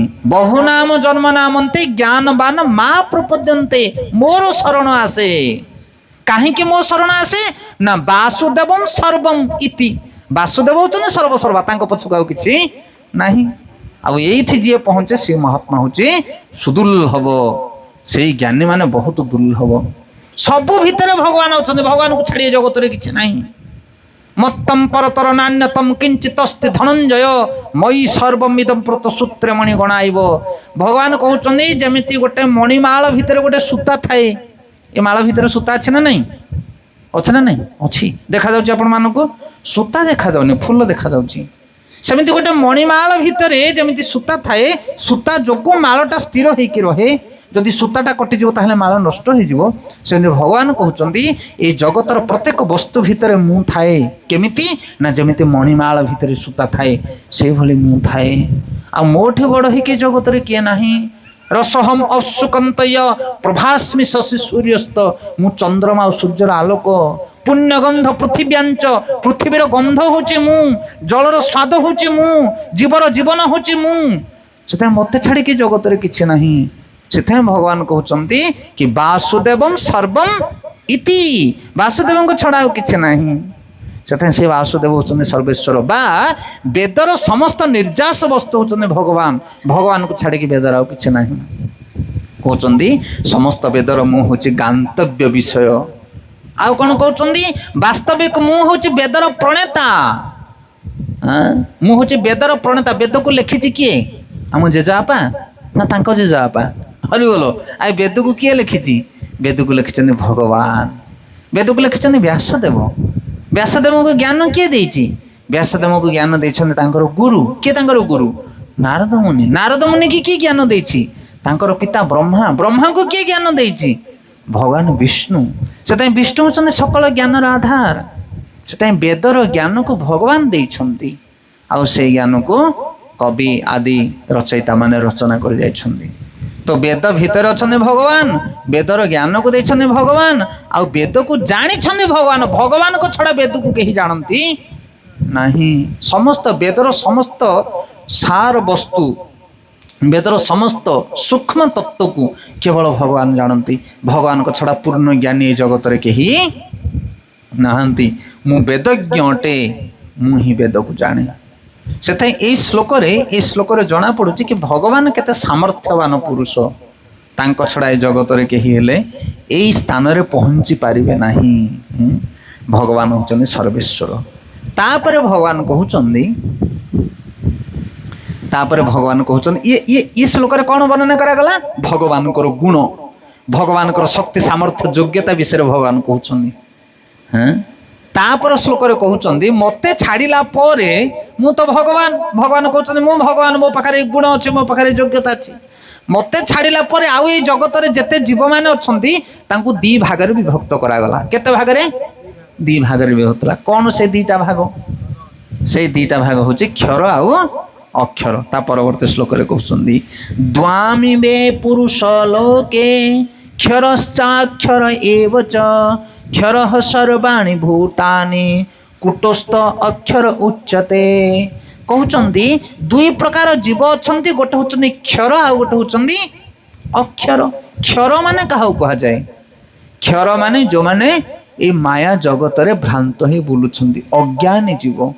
ଅକ୍ଷର ମାନେ ଯେଉଁମାନେ এই ଜଗତରେ ଭ୍ରମଣ କରନ୍ତି ନାହିଁ ବା ମାୟା ଦ୍ୱାରା ଯେଉଁମାନେ ବିମୋହିତ ହୁଅନ୍ତି ନାହିଁ। ବା ଗୋଟେ ହେଲେ ଅଜ୍ଞାନୀ ଆଉ ଗୋଟେ ହେଲେ ଜ୍ଞାନୀ, ଗୋଟେ ହେଲେ ବଦ୍ଧ ଜୀବ ଆଉ ଗୋଟେ ହେଲେ ମୁକ୍ତ ଜୀବ। ବୁଝିହେଲା? କହିଲେ ଭଗବାନ କହୁଛନ୍ତି ଦୁଇ ପ୍ରକାର ଜୀବ ଏ ଜଗତରେ ଅଛନ୍ତି, ଗୋଟେ ହେଉଛନ୍ତି କ୍ଷର ଆଉ ଗୋଟେ ହେଉଛନ୍ତି ଅକ୍ଷର। ଗୋଟେ ହେଉଛନ୍ତି ଭ୍ରାନ୍ତ ଆଉ ଗୋଟେ ହେଉଛନ୍ତି ଅଭ୍ରାନ୍ତ। ତାପର ଶ୍ଲୋକରେ କହୁଛନ୍ତି ଉତ୍ତମଂ ପୁରୁଷସ୍ତେନ ପରମାତ୍ମା ତଦାହୃତଃ ଯୋ ଲୋକ ତ୍ରୟମା ବିଶ୍ୱଂ ବିଭତ୍ୟାବ୍ୟୟ ଈଶ୍ୱରଂ। ଏ ଦୁଇଟି ବ୍ୟତୀତ ପୁରୁଷୋତ୍ତମ ସ୍ୱୟଂ ଭଗବାନ ବିଦ୍ୟମାନ ଅଛନ୍ତି। ସେହି ଅଭ୍ରାନ୍ତ ଅବିନାଶୀ ଈଶ୍ୱର ତିନି ଲୋକରେ ପ୍ରବେଶ କରି ସମସ୍ତଙ୍କର ପରିପାଳନ କରୁଛନ୍ତି। ଏଇ ଦି ପ୍ରକାର ଲୋକ ଛାଡ଼ି ଆଉ ଗୋଟିଏ ଲୋକ ଅଛନ୍ତି ଯାହାଙ୍କୁ କୁହାଯାଏ ପୁରୁଷୋତ୍ତମ। এই দুই প্রକାର পুରୁଷ ବା ବ୍ୟକ୍ତି ଅଛନ୍ତି ଯେଉଁମାନେ ହେଉଛନ୍ତି ଗୋଟେ ହେଉଛନ୍ତି ଅଜ୍ଞାନୀ ଆଉ ଗୋଟେ ହେଉଛନ୍ତି ଜ୍ଞାନୀ ଆଉ ଜଣେ ହେଉଛନ୍ତି ଯିଏ ଜ୍ଞାନ ଓ ଅଜ୍ଞାନ ଠାରୁ ଉର୍ଦ୍ଧ୍ୱରେ ସେ ହେଉଛନ୍ତି ପୁରୁଷୋତ୍ତମ। ସିଏ ହିଁ ଏଇ ଜ୍ଞାନୀ ଆଉ ଅଜ୍ଞାନୀ ଦୁଇଟାକ ବ୍ୟକ୍ତିଙ୍କୁ କ'ଣ କରନ୍ତି କଣ୍ଟ୍ରୋଲ କରନ୍ତି ପରିଚାଳନା କରନ୍ତି। ସେ ହେଉଛନ୍ତି ପୁରୁଷୋତ୍ତମ ତାଙ୍କଠାରୁ ଶ୍ରେଷ୍ଠ ଏ ଜଗତରେ କେହି ହେଲେ ନାହାନ୍ତି। ଯେମିତି ଉଦାହରଣ ସ୍ୱରୂପ ଆମେ ଦେଖିବା କିଛି ଲୋକ ଜେଲ ଭିତରେ ଅଛନ୍ତି ଆଉ କିଛି ଲୋକ ବାହାରେ ବୁଲୁଛନ୍ତି। ଆଚ୍ଛା ଜେଲ ଭିତରେ ଯେଉଁମାନେ ଅଛନ୍ତି ସେମାନଙ୍କର ଖାଇବା ପିଇବା ବ୍ୟବସ୍ଥା କିଏ ବୁଝୁଛି? ଭାରତ ସରକାର ବୁଝୁଛି। ତାଙ୍କୁ ଜେଲ ଭିତରେ ପକେଇଛି କିଏ? ଭାରତ ସରକାର ହିଁ ପକେଇଛି। ଜେଲ ଡିପାର୍ଟମେଣ୍ଟ ବା ପୋଲିସ ଡିପାର୍ଟମେଣ୍ଟ। ତାଙ୍କୁ ବାହାର କରିବ କିଏ? ସେ ସରକାର ନିୟମ ହିଁ ବାହାର କରିବ। ଆଉ ବାହାରେ ଯେଉଁମାନେ ବୁଲୁଛନ୍ତି ତାଙ୍କର ଖାଇବା ପିଇବା କଥା କିଏ ବୁଝୁଛି? ନାଗରିକମାନଙ୍କ କଥା ଦେଶର ସରକାର ହିଁ ବୁଝୁଛି ଭଲ ମନ୍ଦ କଥା। ସେଥିପାଇଁ ଇଏ ବାହାରେ ଥିବା ଲୋକ ହୁଅନ୍ତୁ କିମ୍ବା ଜେଲରେ ଥିବା ଲୋକ ହୁଅନ୍ତୁ ଏଇ ଦୁଇଟାକ ଲୋକଙ୍କର କଥା ସରକାର ବୁଝୁଛନ୍ତି। ଯେମିତି ସେମିତି ଏଇ ଜଗତରେ ଯେଉଁମାନେ ପାପ କର୍ମରେ ଲିପ୍ତ ଅଛନ୍ତି ଯେଉଁମାନେ କୁକର୍ମ କରୁଛନ୍ତି ସେମାନଙ୍କ କଥା ମଧ୍ୟ ଭଗବାନ ବୁଝନ୍ତି। ଆଉ ଯେଉଁମାନେ ପୁଣ୍ୟବନ୍ତ ବ୍ୟକ୍ତି ସାଧୁବନ୍ତ ବ୍ୟକ୍ତି ସେମାନଙ୍କ କଥା ମଧ୍ୟ ଭଗବାନ ବୁଝନ୍ତି। ତାଙ୍କୁ କୁହାଯାଏ ପୁରୁଷୋତ୍ତମ। ଏଇ ଦୁଇ ଜଣ ଯାକର କଥା ଭଗବାନ ବୁଝନ୍ତି। ଆପଣ କହିବେ ତାହେଲେ ଯେଉଁମାନେ ପାପ କର୍ମ କରିଛନ୍ତି ନରକରେ ଦଣ୍ଡ ପାଉଛନ୍ତି ସେମାନଙ୍କୁ ମଧ୍ୟ ଭଗବାନ ନରକ ଦଣ୍ଡ ଦେଉଛନ୍ତି? ହଁ ଦଣ୍ଡ ଦେଉଛନ୍ତି, କିନ୍ତୁ ତଥାପି ଭଗବାନ ସେମାନଙ୍କୁ ପ୍ରେମ କରନ୍ତି, ଭଲ ପାଆନ୍ତି। ଆଜି ଆମେ ଭାଗବତରେ ପଢ଼ୁଥିଲୁ ଶ୍ରୀମଦ ଭାଗବତମ ପ୍ରଥମ ସ୍କନ୍ଦ ତ୍ରୟୋଦଶ ଅଧ୍ୟାୟ ଧୃତରାଷ୍ଟ୍ରଙ୍କର ଗୃହ ତ୍ୟାଗ। ଧୃତରାଷ୍ଟ୍ର ଗାନ୍ଧାରୀ ଆଉ ବିଦୁର ଯେତେବେଳେ ହସ୍ତିନାପୁର ଛାଡ଼ି ଚାଲି ଯାଉଛନ୍ତି ସେତେବେଳେ ଯୁଧିଷ୍ଠିର ମହାରାଜ କାନ୍ଦୁଛନ୍ତି, କହୁଛନ୍ତି ଆହା ମୁଁ କେତେ ଅଯୋଗ୍ୟ, ମୋର ଜ୍ୟେଷ୍ଠ ପିତାମାତାଙ୍କୁ ମୁଁ ସୁରକ୍ଷା ଦେଇପାରିଲି ନାହିଁ, ସେମାନେ ଅକାଳରେ ମୋର ଗୃହ ତ୍ୟାଗ କରି ଛାଡ଼ି ଚାଲିଗଲେ। ଏହି ସମୟରେ ନାରଦ ମୁନି ଆସିକି ପହଞ୍ଚୁଛନ୍ତି, ତାଙ୍କୁ ବୁଝାଉଛନ୍ତି, କହୁଛନ୍ତି ବାପା ମନ ଦୁଃଖ କରିବାର କୌଣସି କାରଣ ନାହିଁ।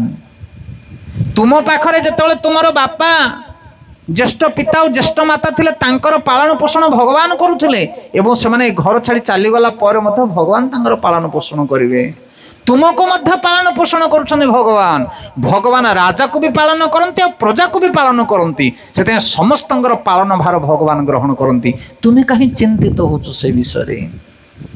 ସେଥିପାଇଁ ସେମ୍ କଥା ଏଠି କୁହାଯାଉଛି ଯେ କ୍ଷର ଆଉ ଅକ୍ଷର, ମୁକ୍ତ ଜୀବ ଆଉ ବଦ୍ଧ ଜୀବ ସମସ୍ତଙ୍କୁ ଭଗବାନ ପ୍ରେମ କରନ୍ତି, ସମସ୍ତଙ୍କୁ ଭଗବାନ ପାଳନ କରନ୍ତି, କାରଣ ସେ ହେଉଛନ୍ତି ଦୁଇ ଜଣ ଯାକଠାରୁ ଶ୍ରେଷ୍ଠ। ଆପଣ କହିବେ ଯିଏ ପାପ କରୁଛି, ଯେ ନରକର ଦଣ୍ଡ ଭୋଗ କରୁଛି ତାକୁ ବି ଭଗବାନ ଭଲ ପାଆନ୍ତି? ହଁ, ଈଶ୍ୱର ଯାହା କରନ୍ତି ପ୍ରାଣୀର ମଙ୍ଗଳ ପାଇଁ। ଜଣେ ଯଦି ନରକ ଦଣ୍ଡ ଭୋଗ କରୁଛି ତଥାପି ତାର ମଙ୍ଗଳ ସେଥିରେ ଅଛି। ଆପଣ କହିବେ କେମିତି ମଙ୍ଗଳ ଅଛି? ନା ଉଦାହରଣ ସ୍ୱରୂପ ଗୋଟେ ମା ଗୋଟେ ପିଲାର କାନକୁ ଧରିକି ଚାପଡ଼ା ବାଡ଼ଉଛି, ଆଉ ଗୋଟେ ମା କୋଳରେ ବସେଇକି ଗୋଟେ ପିଲାକୁ ଖୁଆଇ ଦେଉଛି। ଦୁଇଟା ଦୃଶ୍ୟ ଦୁଇଟା ଦେଖିପାରୁଛନ୍ତି?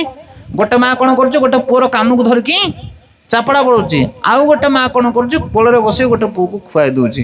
ଦୁଇଟାକ ଦୃଶ୍ୟ ଆପଣ ଦେଖିଲେ କ'ଣ କହିବେ? ଏଇ ମାଟା ତା ପୁଅ ଉପରୁ ତାକୁ ଦଣ୍ଡ ଦେଉଛି, ତାର ଶତ୍ରୁ ସେ ମା। ତା ମା ଶତ୍ରୁ କି? ନା, ସେ ମାଡ଼ ଦେଲେ ମଧ୍ୟ ତାର ମିତ୍ର। କେମିତି ମିତ୍ର? କାରଣ ପୁଅକୁ ମାଡ଼ ଦେଇକି ସେ ତାକୁ କ'ଣ କରୁଛି, ଶାସନ କରୁଛି। ତାକୁ ଅବାଟରେ ଯାଇଥିବା ପୁଅକୁ କାନ ମୋଡ଼ିକି ଚାପଡ଼ା ବାଡ଼େଇକି ଶୁଦ୍ଧ କରୁଛି ମା, ତାକୁ ସଠିକ ମାର୍ଗରେ ନେଇ ଆସୁଛି ମା। ଆଉ ପୁଅକୁ କୋଳରେ ବସେଇକି ଭୋଜନ କରାଇଲା ବେଳେ ମଧ୍ୟ ପୁଅର ଯତ୍ନ ନେଉଛି ମା। ଏଇ ଦୁଇଟାକ ପରିସ୍ଥିତିରେ ମା ପୁଅର ଯତ୍ନ ନିଏ, ତାକୁ ଭଲ ପାଏ, ତାକୁ ସୁରକ୍ଷା ଦିଏ। କିନ୍ତୁ ବାହାରୁ ଦେଖିବା ଲୋକ ବେଳେବେଳେ କ'ଣ ହୁଅନ୍ତି, ମୁହ୍ୟମାନ ହେଇଯାଆନ୍ତି। ସେମାନେ ଏ ସିକ୍ରେଟକୁ ବୁଝିପାରନ୍ତି ନାହିଁ। ସେଥିପାଇଁ ଏଇ ପୂର୍ବ ଶ୍ଲୋକମାନଙ୍କରେ ଭଗବାନ କହୁଛନ୍ତି କି ମୋର ଏଇ ଯେଉଁ ଉଦାର ଭାବ, ସମସ୍ତ ଜଗତର ସମସ୍ତଙ୍କର ମୁଁ ବନ୍ଧୁ, ମୁଁ ସମସ୍ତଙ୍କୁ ଭଲ ପାଏ, କାହାକୁ ମାଡ଼ ଦିଏ, କାହାକୁ ପୁରସ୍କୃତ କରେ, କିନ୍ତୁ ତଥାପି ସମସ୍ତଙ୍କର ମଙ୍ଗଳ ମୁଁ ସାଧନ କରେ। ସେଥିପାଇଁ ଆଜିର ଶିକ୍ଷାର ମୂଳ ଏସେନ୍ସ ସାର ହେଉଛି ଏହା କି ଆମ ଜୀବନରେ ଯେଉଁ ଦୁଃଖ ଆସୁଛି, ଯେଉଁ କଷ୍ଟ ଆସୁଛି, ଯେଉଁ ଅସୁବିଧା ଆସୁଛି ତାକୁ ସହିବା ପାଇଁ ଚେଷ୍ଟା କର। ତାନ୍ତି ତୀକ୍ଷ ସ୍ୱ ଭାରତ, ହେ ଭରତ ବଂଶୀ ଅର୍ଜୁନ, ସହନ କରିବା ପାଇଁ ଚେଷ୍ଟା କର। ଆଜି ପ୍ରୋଗ୍ରାମ 8ଟା ହେଲାଣି, ଆମର ଅଚ୍ୟୁତାନନ୍ଦ ଗୋପାଳ ପ୍ରଭୁ ଆସିନାହାନ୍ତି ଏପର୍ଯ୍ୟନ୍ତ। ଆମେ ଯଦି ତାଙ୍କ ଉପରେ ସମସ୍ତେ ରାଗିବା, ତୁମକୁ ଜଣାପଡ଼ୁନି ଗୋଟେ ପ୍ରଭୁଜୀ ଲୋକ ହେଇକି 8ଟା ବେଳକୁ ଆସୁଛ, ବୋଲେ ପ୍ରଭୁଜୀ କହିବେ କାଲିଠୁ ମୁଁ ଆଉ ଆସିବିନି, ଯ ତମେ କ'ଣ କରୁଛ କର। ତାପରେ ପ୍ରୋଗ୍ରାମ ବନ୍ଦ ହବ କ'ଣ? ହରି ବୋଲ ନା, ବୁଝିପାରୁଛ ନା କାହା କଥା? ତାପରେ ଦେଖିବା ରୋଷେଇ ବାଲା କିଏ ଅଛି? ପ୍ରଭୁଜୀ ସୁଖଦେବ ପ୍ରଭୁ, ତମେ କ'ଣ ଭକ୍ତ ନା ଅଭକ୍ତ ହେ? তুমি କ'ଣ ରୋଷେଇ କରିବାକୁ କହିଦେଇକି ତମର କ'ଣ ଠିକଣା ନାହିଁ, ତମେ କ'ଣ 8ଟା ବେଳକୁ ଆସିକି ରୋଷେଇ ଆରମ୍ଭ କରୁଛ। ତାପରେ ଦିଥର ଏମିତି କହିଲା ପରେ ସେ କହିବ ପ୍ରଭୁ ତମକୁ ଜୁହାର, ତମ ନାମ ହାଟକୁ ଜୁହାର, ତମେ ବାବା କର, ମୋତେ ଗାଳି ଶୁଣିଲାନି, ମୋର କିଛି ଅସୁବିଧା ଥିଲା, ମୁଁ ଟିକେ ଲେଟ୍ ହେଲା ବୋଲି ତମେ ମୋତେ ଏମିତି ଗାଳି ଦେବ, ଯ ତମ ଗାଁ ତମେ କର। ତାପରେ କ'ଣ ହବ କଥା, କ'ଣ ହବ, ପ୍ରୋଗ୍ରାମ ବନ୍ଦ, ରୋଷେଇଆ ନାହିଁ କି ମ୍ୟାନେଜମେଣ୍ଟ ବାଲା ନାହିଁ। ସେଥିପାଇଁ କ୍ରୋଧ କାହା ଉପରେ ଆମେ କରିବା ନାହିଁ। ତାନ୍ତି ତୀକ୍ଷ ସୋ ଭାରତ ସହିଯାଅ। କିଛି କିଛି ଭକ୍ତମାନେ ପଛରେ ଆସିଲେ, ଏଇ ନେଇ କିଛି ଆସିଲେ, ଆମେ ଏଡ଼େ ଆଖି କରିକି ତମକୁ ଜଣା ପଡ଼ୁନି, ହଁ ଖାଲି ଖୋଲି ପକାଇବାକୁ ପଳେଇ ଆସୁଛୁ ଏଠିକି, ହଁ ଭୋଜନ ବେଳେ ଖାଲି ପଳେଇ ଆସୁଛନ୍ତି ସବୁ। ଏମିତି ବେଳେବେଳେ ଅନେକ ଜାଗାରେ ଆମେ ଶୁଣୁ ଏଇ କଥା। ଲାଷ୍ଟକୁ ଯେଉଁମାନେ ଆସିବେ ତାଙ୍କୁ ସବୁ ରାଗି ଯାଆନ୍ତି ମ୍ୟାନେଜମେଣ୍ଟ ବାଲା, ଇଏ ଯେଉଁ ପଞ୍ଝାଏ ଆସୁଛନ୍ତି ପଛରେ ଖାଲି ଖାଇବା ପାଇଁ ଆସୁଛନ୍ତି। ସେମିତି ଭାବିବେନି ଆଜ୍ଞା, ସେତିକ ନ ଆସିଲେ ତମର ଏଠି ପ୍ରୋଗ୍ରାମ ଗହଳି କେମିତି ହବ। ସେଥିପାଇଁ କିଏ ଆଜିକାଲି ଖାଇବା କମି ନାହିଁ କାହା ଘରେ। ଇଏ ଯେଉଁ ଦିଲ୍ଲୀପ ପ୍ରଭୁଙ୍କର ଯେଉଁ 50 ସିଡ଼ି 22 ପାହାଚ, ଆକୁ ଚଢ଼ିକି କିଏ ଗୋଟେ ଆସିছে ମାନେ ଖାଇବାକୁ ଆସିନି, କ'ଣ ବୁଝିପାରୁଛ ନା ନାହିଁ। ସେଥିପାଇଁ ଘରେ ଆଜିକାଲି ମୋବାଇଲ ଟିଭି ଦେଖିକି ପଖାଳ ଖାଇକି ଲୋକ ଶୋଇଯିବା ଦରକାର ଗରମ ଦିନ। ସେଥିପାଇଁ କିଏ ଜଣେ ଯଦି ଘରୁ ବାହାରିକି ଆସିକି ସିଡ଼ି ଚଢ଼ିକି ଏଠି ବସିଛି ଖରା ତାତ କାକରରେ, ତାହେଲେ ତାର କିଛି ଶ୍ରଦ୍ଧା ବିଶ୍ୱାସ ଅଛି। ସେଥିପାଇଁ କାହା ଉପରେ ଆମେ ଗରମ କରିବା ନାହିଁ, ନା ମ୍ୟାନେଜମେଣ୍ଟ ଉପରେ, ନା ଯେଉଁମାନେ ଲେଟ୍ରେ ଆସୁଛନ୍ତି, ସମସ୍ତଙ୍କୁ ଆମେ ସହନ କରିବା। ଆଜି ଯଦି କିଏ ପ୍ରସାଦ ଲୋଭରେ ଆସୁଛି, କାଲି ସେ ପ୍ରସାଦ ଦେବ ତମକୁ, ହରି ବୋଲ, ଅପେକ୍ଷା କରନ୍ତୁ। ଆଜି ଯଦି ସୁଖଦେବ ପ୍ରଭୁଙ୍କର ଟିକେ ବିଳମ୍ବ ହେଇଯାଇଛି, କିନ୍ତୁ କାଲି ସେ ବହୁତ ଶୀଘ୍ର ଆସିକି ରୋଷେଇ ଆପଣମାନଙ୍କୁ କରିଦେବେ। ଆଜି ଏମାନେ ଯାଇଥିଲେ କୋଉଠିକି, କୋଉଠି ଯାଇଥିଲେ, ଭଞ୍ଜନଗର ଯାଇଥିଲେ, ସେଠି ବହୁତ ବଡ଼ ସମ୍ମିଳନୀ ହେଇଥିଲା। ଆଉ ସେଠି ଯେତିକି ସେମାନେ କଷ୍ଟ କରିକି ଆସିଛନ୍ତି ଏଇ 2 ମୂର୍ତ୍ତି, ଯଦି ଆମେ ଯାଇଥାନ୍ତେ ଆମେ ଟୋଟାଲି ଆସିନଥାନ୍ତେ ଆଜି, ସତ କଥା। କିନ୍ତୁ ସେମାନେ ଆସିକି ଏତେ ସେବା କରୁଛନ୍ତି, ଆମେ ଖୁସି ହେବା କଥା। ତା ଉପରେ ଯଦି ଆମେ ଗାଳି ଦେବା ତାହେଲେ ସେମାନେ କେମିତି ସେବା କରିବେ। ଆମର କେଶବ କୁଞ୍ଜରେ ଯେତେବେଳେ ପ୍ରୋଗ୍ରାମ ହେବ, ଲେଟ୍ରେ ଯେଉଁମାନେ ଆସିବେ ମୁଁ ସେମାନଙ୍କୁ ବହୁତ ସମ୍ମାନ ଦିଏ। ମୁଁ କହେ ଆଗରେ ଯିଏ ଆସିଲା ପ୍ରୋଗ୍ରାମକୁ ଆଉ ପଛରେ ଯିଏ ଆସିଲା, ପଛରେ ଆସିବା ଲୋକଟା ହେଉଛି ଶ୍ରେଷ୍ଠ ଆଗରେ ଆସିବା ବାଲାଠୁ। କହେ ଏମିତି କେମିତି କଥା, ଆମେ ଆଗରେ ଆସିକି ପଛରେ ରହିଗଲୁ, ସେମାନେ ପଛରେ ଆସିକି ଶ୍ରେଷ୍ଠ କେମିତି। ମୁଁ କହିଲି ଦେଖ, ଯିଏ ପଛରେ ଆସିଛି ସେ କେତେ ବାଧା ବିପଦ ସହିକି ଆସିଛି, ସତ ନା ନାହିଁ। କିଛି ତ ସମସ୍ୟା ତାର ଥିଲା, ସେଥିପାଇଁ ପଛରେ ଆସିଛି। କେତେ ସଂଘର୍ଷ କରିକି ସିଏ ଆସିଛି, କ'ଣ କୁଆଡ଼େ ପଳେଇଥିଲା କି ଲେଟ୍ ହେଇଥିଲା, କ'ଣ ନାହିଁ କ'ଣ ସମସ୍ୟାରେ ଫସିଥିଲା, ବହୁତ ପରିଶ୍ରମ କରିକି ଆସିଛି। ଆଉ ଆଗେ ଯିଏ ଆସିକି ବସିଛି ତାର କିଛି କାମ ନାହିଁ, ସେଥିପାଇଁ ସେ ଆଗୁଆ ଆସିକି ବସିଛି। ଆଉ କ'ଣ ଭଲ, ମାନେ ତାକୁ ଭଗବାନ ସୁବିଧା ଦେଇଛନ୍ତି, ସିଏ ଆସିଯାଇଛି ଆଗୁଆ। କିନ୍ତୁ ଇଏ ଅସୁବିଧାରେ ଥାଇକି ମଧ୍ୟ ସିଏ ସଂଘର୍ଷ କରିକି ପଛେ ଆସି ପହଞ୍ଚି। ହେଲେ କାହାକୁ ସମ୍ମାନିତ କରିବା ଦରକାର, ବୁଝିପାରୁଛନ୍ତି କହିବା କଥା। ସେଥିପାଇଁ ଆମ ଭାବନାକୁ ଆମେ ପରିବର୍ତ୍ତନ କରିବା, ଆମେ ଚେଷ୍ଟା କରିବା କେମିତି ଜୀବନରେ ସମସ୍ତଙ୍କୁ ସମ୍ମାନିତ କରିବା। ଯାହା ପାଖରେ କ'ଣ ବି ଛୋଟିଆ ଗୁଣ ଅଛି ଆମେ ସେମାନଙ୍କୁ ସବୁବେଳେ ସମ୍ମାନିତ କରିବା, ତାହେଲେ ଆମ ଜୀବନରେ ଆମେ ଭଜନ କରିପାରିବା। ହରେ କୃଷ୍ଣ। ତ ସେଥିପାଇଁ ଇଏ ହେଉଛି ବହୁତ ବଡ଼ ମହତ୍ତ୍ୱପୂର୍ଣ୍ଣ ଶିକ୍ଷା। ଆଉ ଭଗବାନ ଆମକୁ ଯେଉଁ ସ୍ଥିତି ଦେଇଛନ୍ତି, ଯେଉଁ ପରିବେଶ ଦେଇଛନ୍ତି, ଯେମିତି କଂଗ୍ରିଗେସନ୍ ଦେଇଛନ୍ତି, ଯେମିତି ଲିଡର ଦେଇଛନ୍ତି, ଯେମିତି ଗୁରୁ ଦେଇଛନ୍ତି, ଯେମିତି ପିତା ଦେଇଛନ୍ତି, ଯେମିତି ମାତା ଦେଇଛନ୍ତି, ଅଡ଼ୋଶୀ ପଡ଼ୋଶୀ ଯାହା ଦେଇଛନ୍ତି, ଆମ ମଙ୍ଗଳ ପାଇଁ ଭଗବାନ ଦେଇଛନ୍ତି, ଆମ ମଙ୍ଗଳ ପାଇଁ ଦେଇଛନ୍ତି। ସେଥିପାଇଁ କେବେ ହେଲେ ଦୁଃଖକୁ ତିରସ୍କାର କର ନାହିଁ, ଦୁଃଖ ଜୀବନରେ ସହନ କରିବା ପାଇଁ ଚେଷ୍ଟା କର। ଯେ ଦୁଃଖ ସହିବ ତାର ପାପ ନଷ୍ଟ ହେବ, ଯେ ସୁଖ ସହିବ ତାର ପୁଣ୍ୟ ନଷ୍ଟ ହେବ। କ'ଣ ସହିବ, ଦୁଃଖ ନା ସୁଖ? ଯେତିକି ସୁଖ ପାଇବ ସେତିକି ପୁଣ୍ୟ ନଷ୍ଟ ହେଇଯିବ ତମର, କାରଣ ପୁଣ୍ୟ କରିଥିଲେ ସୁଖ ସହୁଛ। ଆଉ ଯଦି ଦୁଃଖ ସହିବ ପାପ ନଷ୍ଟ ହେବ। କ'ଣ ସହିବ, ଦୁଃଖ ନା ସୁଖ? ସେଥିପାଇଁ ଭକ୍ତମାନେ ଭଗବାନ ଦୁଃଖ ମାଗନ୍ତି, ପ୍ରଭୁ ଦୁଃଖ ଦିଅ। କାହିଁକି ନା ଦୁଃଖ ଯେତିକି ସହିବ ପାପ ସେତିକି ବିନାଶ ହେବ। ଆଉ ଯେତିକି ଦୁଃଖ ସହିବ ସେତିକି ତମେ କ'ଣ ହେବ, ଷ୍ଟ୍ରଙ୍ଗ, ମଜବୁତ ହେଇଯିବ ସେତିକି।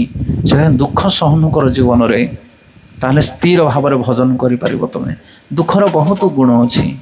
ସେଥିପାଇଁ ଆମକୁ ଯେଉଁ ଜୀବନରେ ଦୁଃଖ ଆସୁଛି, ବେଳେବେଳେ ଭଗବାନ କ'ଣ କରନ୍ତି ନା, ଯଦି ଆମେ ଭକ୍ତି କରୁଛେ ତଥାପି ଦୁଃଖ ଆସୁଛି, ତାହେଲେ ଜାଣିବାକୁ ପଡ଼ିବ ଭଗବାନ କ'ଣ କରୁଛନ୍ତି ନା 100 ଦୁଃଖକୁ 50 କରିକି ତମକୁ ଦେଉଛନ୍ତି। ଏ ପ୍ରସଙ୍ଗରେ ଗୋଟେ ବଢ଼ିଆ କଥା କହୁଛି, କଥା କହିକି ବିରାମ ଦେବା। 15 ହେଇଗଲାଣି। ପ୍ରଭୁଜୀ ଭୋଗ ଲାଗିବ ବୋଧେ? ଓକେ, ଆରତି ହେବ କି ନାଇଁ? ଲାଷ୍ଟ କୀର୍ତ୍ତନ ଟିକେ କରିବା। ଓକେ ଠିକ୍ ଅଛି। ତ ଆପଣମାନେ ଭୋଗ ଲଗାଇ ଦିଅନ୍ତୁ, ଆମେ ଗୋଟେ ଷ୍ଟୋରି କହିଦେଇକି ଏଣ୍ଡ କରିବା। ହଁ ଓକେ। ହଁ ବନ୍ଦ ଅଛି, ଶୁଭୁନି, ଅନଲାଇନ୍ ଶୁଭୁନି? ହଁ ଆଚ୍ଛା ଆଚ୍ଛା। ଏଇଠି କିଏ ଶୁଣୁନାହାନ୍ତି, ମାଇକ୍ଟା ମୋବାଇଲଟା ଲଗେଇ ଶୁଣୁନାହାନ୍ତି। ତାହେଲେ ପ୍ରଭୁ ଶୁଭା ଯାଉନି ଲାଇଭ୍ଟା? ଆଉ ଶୁଭୁଛି ତ? ଓକେ ଓକେ, କଥା ହେଇଯାନ୍ତୁ। ୟୁଟ୍ୟୁବ୍ ନାଇଁ ଚାଲିଛି ଠିକ୍ ଅଛି ଠିକ୍ ଅଛି ଲାଇଭ୍ ଏଟା ଚାଲିଛି ଠିକ୍ ଅଛି ଓକେ। ତ ଗୋଟେ ଛୋଟ ଷ୍ଟୋରି କହିବା କେମିତି ଆମେ ଜୀବନରେ ଆସୁଥିବା ଦୁଃଖକୁ ସହିବା ଦରକାର। ଥରେ ଥରେ କ'ଣ ହେଇଛି ନା ଏ ଆମର ମୁଖ୍ୟ ସମାଜ ଧୂପକାଠି ଆସେନି ତା ଭିତରୁ ସବୁ ଗୋଟେ ଗୋଟେ କୁପନ ବାହାରେ ନା ନାଇଁ ସେ କୁପନ ପାଇଁ ସବୁ ଖୋଲନ୍ତି। ସେ 50ଟା ଧୂପରେ ଗୋଟେ କୁପନ ଦେଇଥିବ ତାକୁ ଲୋକ ଖାଲି ଫାଡ଼ୁଥିବେ ବସିକି। ତ ହେଲେ କ'ଣ ହେଇଛି ନା ଗୋଟେ ଖୋଲୁ ଖୋଲୁ ଧୂପକାଠି ଭିତରୁ ଗୋଟେ କୁପନ ବାହାରି ପଡ଼ିଲା। କ'ଣ ସେ କୁପନ ନା ତୁମେ ଆମେରିକା ଯିବ ବୁଲିବା ପାଇଁ। ହରି ବୋଲ ମାନେ ଟିକେଟ୍ କମ୍ପାନୀ ତୁମକୁ ଦେବ ତୁମେ ଯାଇକି ଆମେରିକା ବୁଲିକି ଆସିବ ଟିକେ ଟପ୍ ସିଟି ଲଣ୍ଡନ ସହର ବୁଲିକି ଆସିବ। ଖୁସି ହେଇଗଲା ଲୋକଟା ଓ ମୋର ଲଟେରୀ ଫୁଟିଥିଲେ ଗାଁ ସାରା ଲୋକଙ୍କୁ ସାଙ୍ଗସାଥିକି ସବୁ ସେୟାର କଲା ପୁରା କୁପନକୁ ଉଠେଇକି ସେୟାର କଲା ଫଟୋ ଉଠେଇକି ଛାଡ଼ିଦେଲା ସେୟାର କରିଦେଲା। କ'ଣ ନା ମୁଁ ଯିବି ଆମେରିକା ବୁଲିବା ପାଇଁ। କେବେ ଯିବୁ ନା ଆସନ୍ତା 5 ତାରିଖ ଦିନ। ସବୁ ଖୁସି ସମସ୍ତେ ଆନନ୍ଦିତ ହେଇଗଲେ। 5 ତାରିଖ ଦିନ ସକାଳୁ ସକାଳୁ ଭୁବନେଶ୍ୱର ଏୟାରପୋର୍ଟରୁ ତାର କ'ଣ ହେବ ନା ଫ୍ଲାଇଟ୍ ଅଛି। ହେଲେ ସେଇଥିପାଇଁ ସେ କ'ଣ କରୁছে ନା 4 ତାରିଖ ଦିନ ପୁରା ପ୍ରିପେୟାର ହେଇକି ପୁରା ସବୁ ଜିନିଷ ସୁଟ୍ ବୁଟ୍ ରେଡ଼ି କରିକି ପୁରା ଟଲି ବ୍ୟାଗ୍ ସବୁ ସେଟିଂ କରିକି ଫିଟିଂ କରିକି ବାହାରିଲା ଆସକୁ 5 ତାରିଖ ଦିନ ସକାଳୁ ଯେମିତି ବାହାରିବ ବୋଲି ବାହାରିଛି ସିଏ ତାଙ୍କର ଘରେ ଗୋଟେ ପୋଷା କୁକୁର ଥିଲା ତା ପୁଅକୁ ଚୋବେଇ ଦେଲା। ଏମିତି ଚୋବେଇ ଦେଲା ତା ପୁଅକୁ ଯେ ପୁଅ ମରିବ କି ବଞ୍ଚିବ ଠିକଣା ନାହିଁ। ବଡ଼ ଦୈନନ୍ଦିନ ଅବସ୍ଥା। ହେଲେ ବାପା ଯିବ କି ବୁଲିବା ପାଇଁ ଆମେରିକା। ଇଆଡ଼େ ପୁଅ କଥା ବୁଝିବ ନା ଆମେରିକା ଯିବ। ସେଥିପାଇଁ America program cancel. Ticket luggage bag ଫିଙ୍ଗିଦେଲା ପୁଅକୁ ଧରିକି ମେଡ଼ିକାଲ ଧାଇଁଲା ଗଲା କ୍ୟାନସେଲ ହେଇଗଲା ଆମେରିକା ଯିବା। ସେ କୁକୁରଟାକୁ ପିଟି ପିଟି ତାକୁ ଦରାମରା କରିଦେଲା। କହିଲା ଚଣ୍ଡାଳ ତୋତେ ପୋଷିକି ରଖିଥିଲି ଖାଇବା ପାଇଁ ଦେଇକି ଶେଷକୁ ମୋର ଆମେରିକା ଯାତ୍ରାଟାକୁ ତୁ ଫ୍ଲପ୍ କରିଦେଲୁ। ମନ ସମସ୍ତଙ୍କର ଦୁଃଖ ଦୁଃଖ ହବ ନା ନାହିଁ। ଆରେ ବୋଲ କିନ୍ତୁ ଇଏ ମେଡ଼ିକାଲ ଧରିକି ଯାଇଛି ପୁଅକୁ ମେଡ଼ିକାଲ ପକେଇକି ତାକୁ ଟ୍ରିଟମେଣ୍ଟ କରୁଛି ଯାହା ଯେମିତି କରିବା କଥା ଇଞ୍ଜେକ୍ସନ ମେଡ଼ିସିନ ସବୁ ଦେଉଛି। ହେଲେ ମେଡ଼ିକାଲରେ ବସିକି ସେ କ'ଣ କରୁଛି ନା ଟିଭି ଦେଖୁଛନ୍ତି ସବୁ ଟିଭି। ହେଲେ ସେ ଦେଖୁଛନ୍ତି ଟିଭି ଯେଉଁ ଫ୍ଲାଇଟ୍ରେ ଇଏ ଭୁବନେଶ୍ୱରରୁ ଯିବାର ଥିଲା ସେ ଫ୍ଲାଇଟ୍ଟା ସ୍କ୍ରାଚ୍ ହେଇକି ହରିବୋଲ ହେଇଯାଇଛି ବାଟରେ। ମାନେ ତା ଭିତରେ ଲୋକ କେହି ନାହାନ୍ତି ସବୁ ସଫା ରାମ ନାମ ସତ୍ୟ ହେ। ହେଲେ ଇଏ ତାପରେ ଚିନ୍ତା କରୁଛି କହୁଛି ଆରେ ଏଇ ଫ୍ଲାଇଟ୍ରେ ତ ମୁଁ ବି ଯିବାର ଥିଲା ତାହେଲେ କ'ଣ ହେଇଥାନ୍ତା ରାମ ନାମ ସତ୍ୟ ହେଇଥାନ୍ତା ସେ ଉପରେ। କହିଲା ତାମାନେ କୁକୁର ଯୋଗୁଁ ମୁଁ ବଞ୍ଚିଗଲି। ମୋ ପୁଅର ପାଦକୁ ସିନା ସେ ଚୋବେଇଲା ପୁଅ ତ ବ୍ୟାଣ୍ଡେଜ ହେଲା ପରେ ସିଏ ବଞ୍ଚିଯିବ କିନ୍ତୁ ମୁଁ ପୁରା ହରିବୋଲ ହେଇଯାଇଥାନ୍ତି ଆଜି କୁକୁର ଯୋଗୁଁ ମୁଁ ପ୍ରାଣ ପାଇଗଲି। ସେଥିପାଇଁ ଯେଉଁଥିପାଇଁ ସେ କାନ୍ଦୁଥିଲା କାଲି ବା ସକାଳେ 2 ଘଣ୍ଟା ପୂର୍ବରୁ ଆଜି ସେଇଥିପାଇଁ ତା ହୃଦୟ ପୁଲକିତ ହେଇଯାଉଛି। ଯେଉଁ କୁକୁରକୁ ମାଡ଼ ଦେଉଥିଲା ସେଇ କୁକୁର ପାଇଁ ଛେନାପୋଡ଼ କିଣିକି ନେଉଛି। ହରିବୋଲ ସେଥିପାଇଁ ଆପଣ ଭାବନ୍ତୁନି ଯେ ମୋର ଦୁଃଖର କାରଣ ଇଏ ଆ ଯୋଗୁଁ ମୁଁ ଦୁଃଖ ପାଇଲି। ନାଇଁ ଭାଇ ସେମିତି ନୁହଁ। ଆପଣଙ୍କୁ ବଡ଼ ବିପଦରୁ ଉଦ୍ଧାର କରିବା ପାଇଁ ଗୋଟେ ଛୋଟ ବିପଦ ବୋଧେ ଭଗବାନ ତମକୁ ଦେଇଦେଇଛନ୍ତି। ସେଥିପାଇଁ ସେଇଭଳି ଭାବିକି ଜୀବନରେ ଆମେ ଆସୁଥିବା ବିପଦକୁ ଆଦରପୂର୍ବକ ବରଣ କରନ୍ତୁ ଆଉ ଭଗବାନ ନିଶ୍ଚିତ ଆପଣଙ୍କୁ ଆଶୀର୍ବାଦ କରିବେ। ହରେ କୃଷ୍ଣ। ତ ଶେଷରେ ଆମେ ଗୋଟେ ସ୍ପେଶାଲ ପଏଣ୍ଟ ଆଜି କହିବା ପୁରୁଷୋତ୍ତମ ବିଷୟରେ ପୁରୁଷୋତ୍ତମ ମାସ ବିଷୟରେ। ପୁରୁଷୋତ୍ତମ ମାସରେ ଆପଣ ଯାହା କରିବେ ଆପଣଙ୍କୁ ସହସ୍ର ଗୁଣା ଲାଭ ମିଳିବ। କ'ଣ ବୁଝିପାରିଲେ? ଯଦି ଟଙ୍କାଟା ଆପଣ ଦେବେ ତାହେଲେ ଆପଣଙ୍କୁ 100 ଟଙ୍କା ମିଳିବ। ହେଲେ ଆପଣ କ'ଣ ଦେବେ ଭଗବାନଙ୍କୁ? ଆମେ କ'ଣ ଏମିତି ପୁଣ୍ୟ କାର୍ଯ୍ୟ କରିବା ଯେ ଆମକୁ 100 ଗୁଣା ଲାଭ ମିଳିଯିବ? କ'ଣ କରିବେ? ଦାନ ଦେବେ, ତପସ୍ୟା କରିବେ, ଯଜ୍ଞ କରିବେ, କ'ଣ କରିବେ? ନା କଳିଯୁଗରେ ସବୁଠାରୁ ମହତ୍ୱପୂର୍ଣ୍ଣ କାର୍ଯ୍ୟ ହେଉଛି ଭଗବାନଙ୍କର ନାମ ଜପ କରିବା। ଆପଣ ପ୍ରତିଦିନ ନ କରୁଛନ୍ତି ଜପ ଚଳିବ। ହଁ ଆମେ କରୁନୁ ଆରମ୍ଭ କରୁନୁ ଆମେ ଜପ ଠିକ୍ ଅଛି ଆମେ ତୁମକୁ ବାଧ୍ୟ କରୁନୁ। କିନ୍ତୁ ଏଇ ଯେଉଁ ମାସଟା ଚାଲିଛି ଏବେ କେତେ ତାରିଖ ହେଇଗଲା ଆଜି 31 ତାରିଖ ହେଲେ 15 ଦିନ ବାକି ଅଛି। ମାନେ 15 ତାରିଖ ହେଉଛି ମଳ ମାସ ଶେଷ ପୁରୁଷୋତ୍ତମ ମାସ। ଆମ ପାଖରେ ବର୍ତ୍ତମାନ ପୁରା 15 ଦିନ ଅଛି। ସେଥିପାଇଁ ଆପଣମାନେ ଏଇ 15 ଦିନ ଟିକେ ଜପ କରନ୍ତୁ। ଏଇ 15 ଦିନ କଳିଯୁଗର ଯୁଗ ଧର୍ମ ହରିନାମ ସଂକୀର୍ତ୍ତନ ଟିକେ କରନ୍ତୁ ମାତ୍ର ଏଇ 15 ଦିନ। ତାପରେ ଆପଣ ବନ୍ଦ କରିଦେଇ ପାରିବେ ଅଲଗା କଥା କିମ୍ବା ଗୋଟେ ମାଳ କରିବେ ଆପଣଙ୍କ ଇଚ୍ଛା ପରେ ଯାହା କରିବେ। କିନ୍ତୁ ଏ ଯେଉଁ ସ୍ପେଶାଲ 15 ଦିନ ରହିଛି ଏଇ 15 ଦିନ ଆପଣମାନେ ଜପମାଳ ଖଣ୍ଡେ ଖଣ୍ଡେ ନେଇକି ଜପ କରନ୍ତୁ। ଆପଣ କହିବେ ଆମେ ଦାନ କରିବୁ। କାହା ପାଖରେ କେତେ ଟଙ୍କା ଅଛି ଦାନ କରିବା ପାଇଁ? ଆଜିକାଲି ତ ଲୋଭ କହିଲେ ନ ସରେ। ହରିବୋଲ ସେ ଭିକ ମାଗିବା ବାଲା ସିନା ଦାନ କରିଦେବେ କୋଟିପତିଆ ଲୋକ ଦାନ କରିପାରିବେ ନାହିଁ। ସେଥିପାଇଁ ଦାନ କରିବା ପାଇଁ କି ଇଚ୍ଛା କରୁନାହାନ୍ତି କି ତମେ ବି ଇଚ୍ଛା ନ କର। ଆମେ ତମଠୁ ଦାନ ବି ଆଶା କରୁନୁ। କିନ୍ତୁ ଟିକେ ହରିନାମ କର। ହରିନାମ କଲେ ସବୁଠାରୁ ବଡ଼ ଦାନ ସେଇଟା ବଡ଼ ପୁଣ୍ୟ ସେଇଟା। ଜଗତ ମଙ୍ଗଳ ହେବ ହରିନାମ କଲେ। ଆପଣ କହିବେ 15 ଦିନ ଜପ କରିବୁ ଆଉ ତାପରେ କ'ଣ ଛାଡ଼ିଦେବୁ? ଦେଖନ୍ତୁ ସୋମବାର ଆପଣମାନେ କରୁଛନ୍ତି ନା ନାହିଁ? କାର୍ତ୍ତିକ ମାସରେ ଉତ୍ସବ କରୁଛନ୍ତି ନା ନାହିଁ? ଚତୁର୍ଦଶୀ କରୁଛନ୍ତି ନା ନାହିଁ? କେତେ ପ୍ରକାର ଉପବାସ ଅଛି। ଆପଣ ଗୋଟିଏ ଦିନ କରୁଛନ୍ତି, 2 ଦିନ କରୁଛନ୍ତି, ପଞ୍ଚୁକ 5 ଦିନ କରୁଛନ୍ତି, ବିଭିନ୍ନ ପ୍ରକାର ବ୍ରତ ରହିଛି। କିନ୍ତୁ ଏଇ ଯେଉଁ ପୁରୁଷୋତ୍ତମ ମାସର ଯେଉଁ ବ୍ରତ, ଇଏ ପୁରା ମାସ ନ କଲେ ମଧ୍ୟ ଆପଣ ଏଇ 15 ଦିନ କରନ୍ତୁ, ୟାର ଫଳ ଅପରମ୍ପାର ମିଳିବ। ସେଥିପାଇଁ ଏ ମାସକୁ ଅବହେଳା କରନ୍ତୁ ନାହିଁ। ଅନ୍ୟ କୌଣସି ପୁଣ୍ୟ କାର୍ଯ୍ୟ ନ କରିପାରିଲେ ମଧ୍ୟ ଆପଣମାନେ ଭଗବାନଙ୍କର ନାମ ଜପ କରନ୍ତୁ। ଏଇଟା ହେଉଛି ସବୁଠାରୁ ବଡ଼ ପୁଣ୍ୟ କାର୍ଯ୍ୟ। ଆଉ ସେଥିପାଇଁ ଆମେ ଆପଣମାନଙ୍କୁ ଅନୁରୋଧ କରୁଛୁ, ଆପଣମାନେ ଯେଉଁମାନଙ୍କ ପାଖରେ ଏଠି ଜପମାଳ ନାହିଁ, ଦୟାକରି ଆପଣମାନେ ଖଣ୍ଡେ ଖଣ୍ଡେ ଜପମାଳ ନେଇକି ଯାଆନ୍ତୁ। ଏଇ 15 ଦିନ ଧାରାବାହିକ ଭାବରେ 2-3 ମାଳ ଲେଖାଏଁ ଜପ କରନ୍ତୁ ଦୟାକରି। ଏଥିରେ ଆପଣଙ୍କୁ ଅଶେଷ ପୁଣ୍ୟ ମିଳିବ। ଆଉ ଯଦି ଆପଣମାନେ ଚାହୁଁଛନ୍ତି କେମିତି ଜପ ହେବ, ଆମକୁ ତ ଜପ ଜଣା ନାହିଁ, ଜପ ଛାଡ଼ିଦେଲେ କିଛି ଅସୁବିଧା ହେବ କି? କିଛି ଅସୁବିଧା ହେବନି ଆଜ୍ଞା।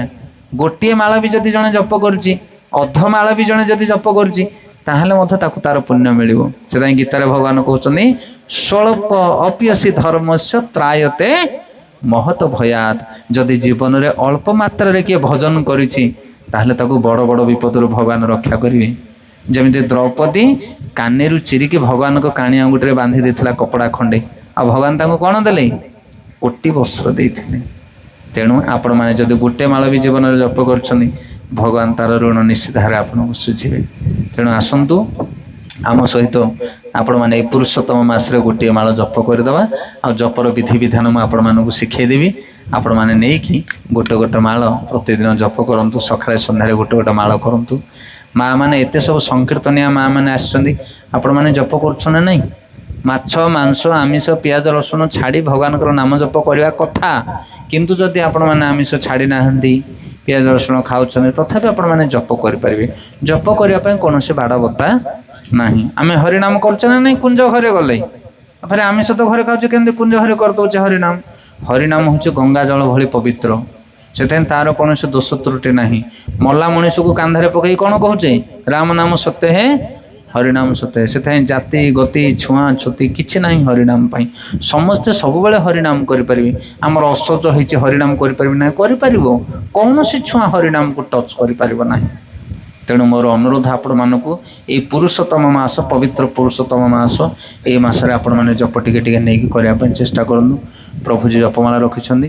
ଯେଉଁମାନେ ଇଚ୍ଛା କରୁଛନ୍ତି ନେବା ପାଇଁ, ହରେ କୃଷ୍ଣ, ଯେଉଁମାନେ ମୋତେ ତ ଲାଗୁଛି ଏଠି ଯେଉଁମାନେ ଅଛନ୍ତି 50% ଲୋକଙ୍କ ପାଖରେ ଜପମାଳ ଥିବ। ଆମେ ହାତ ଉଠାଇବା ପାଇଁ କହିବୁନୁ, ଲଜ୍ଜା ସରମ କି ବାତ ଇଏ। କିନ୍ତୁ ଯେଉଁମାନେ ନେବା ପାଇଁ ଚାହୁଁଛନ୍ତି ଜପମାଳ, ସେମାନଙ୍କ ପାଖରେ ଆମର ପ୍ରଭୁଜୀମାନେ ଯାଇକି ପହଞ୍ଚିବେ। ଜପମାଳ ଖଣ୍ଡେ ଖଣ୍ଡେ ନିଅନ୍ତୁ। ଆପଣମାନେ ପରେ ଆମକୁ ତାର ମୂଲ୍ୟ ଦେଇଦେବେ।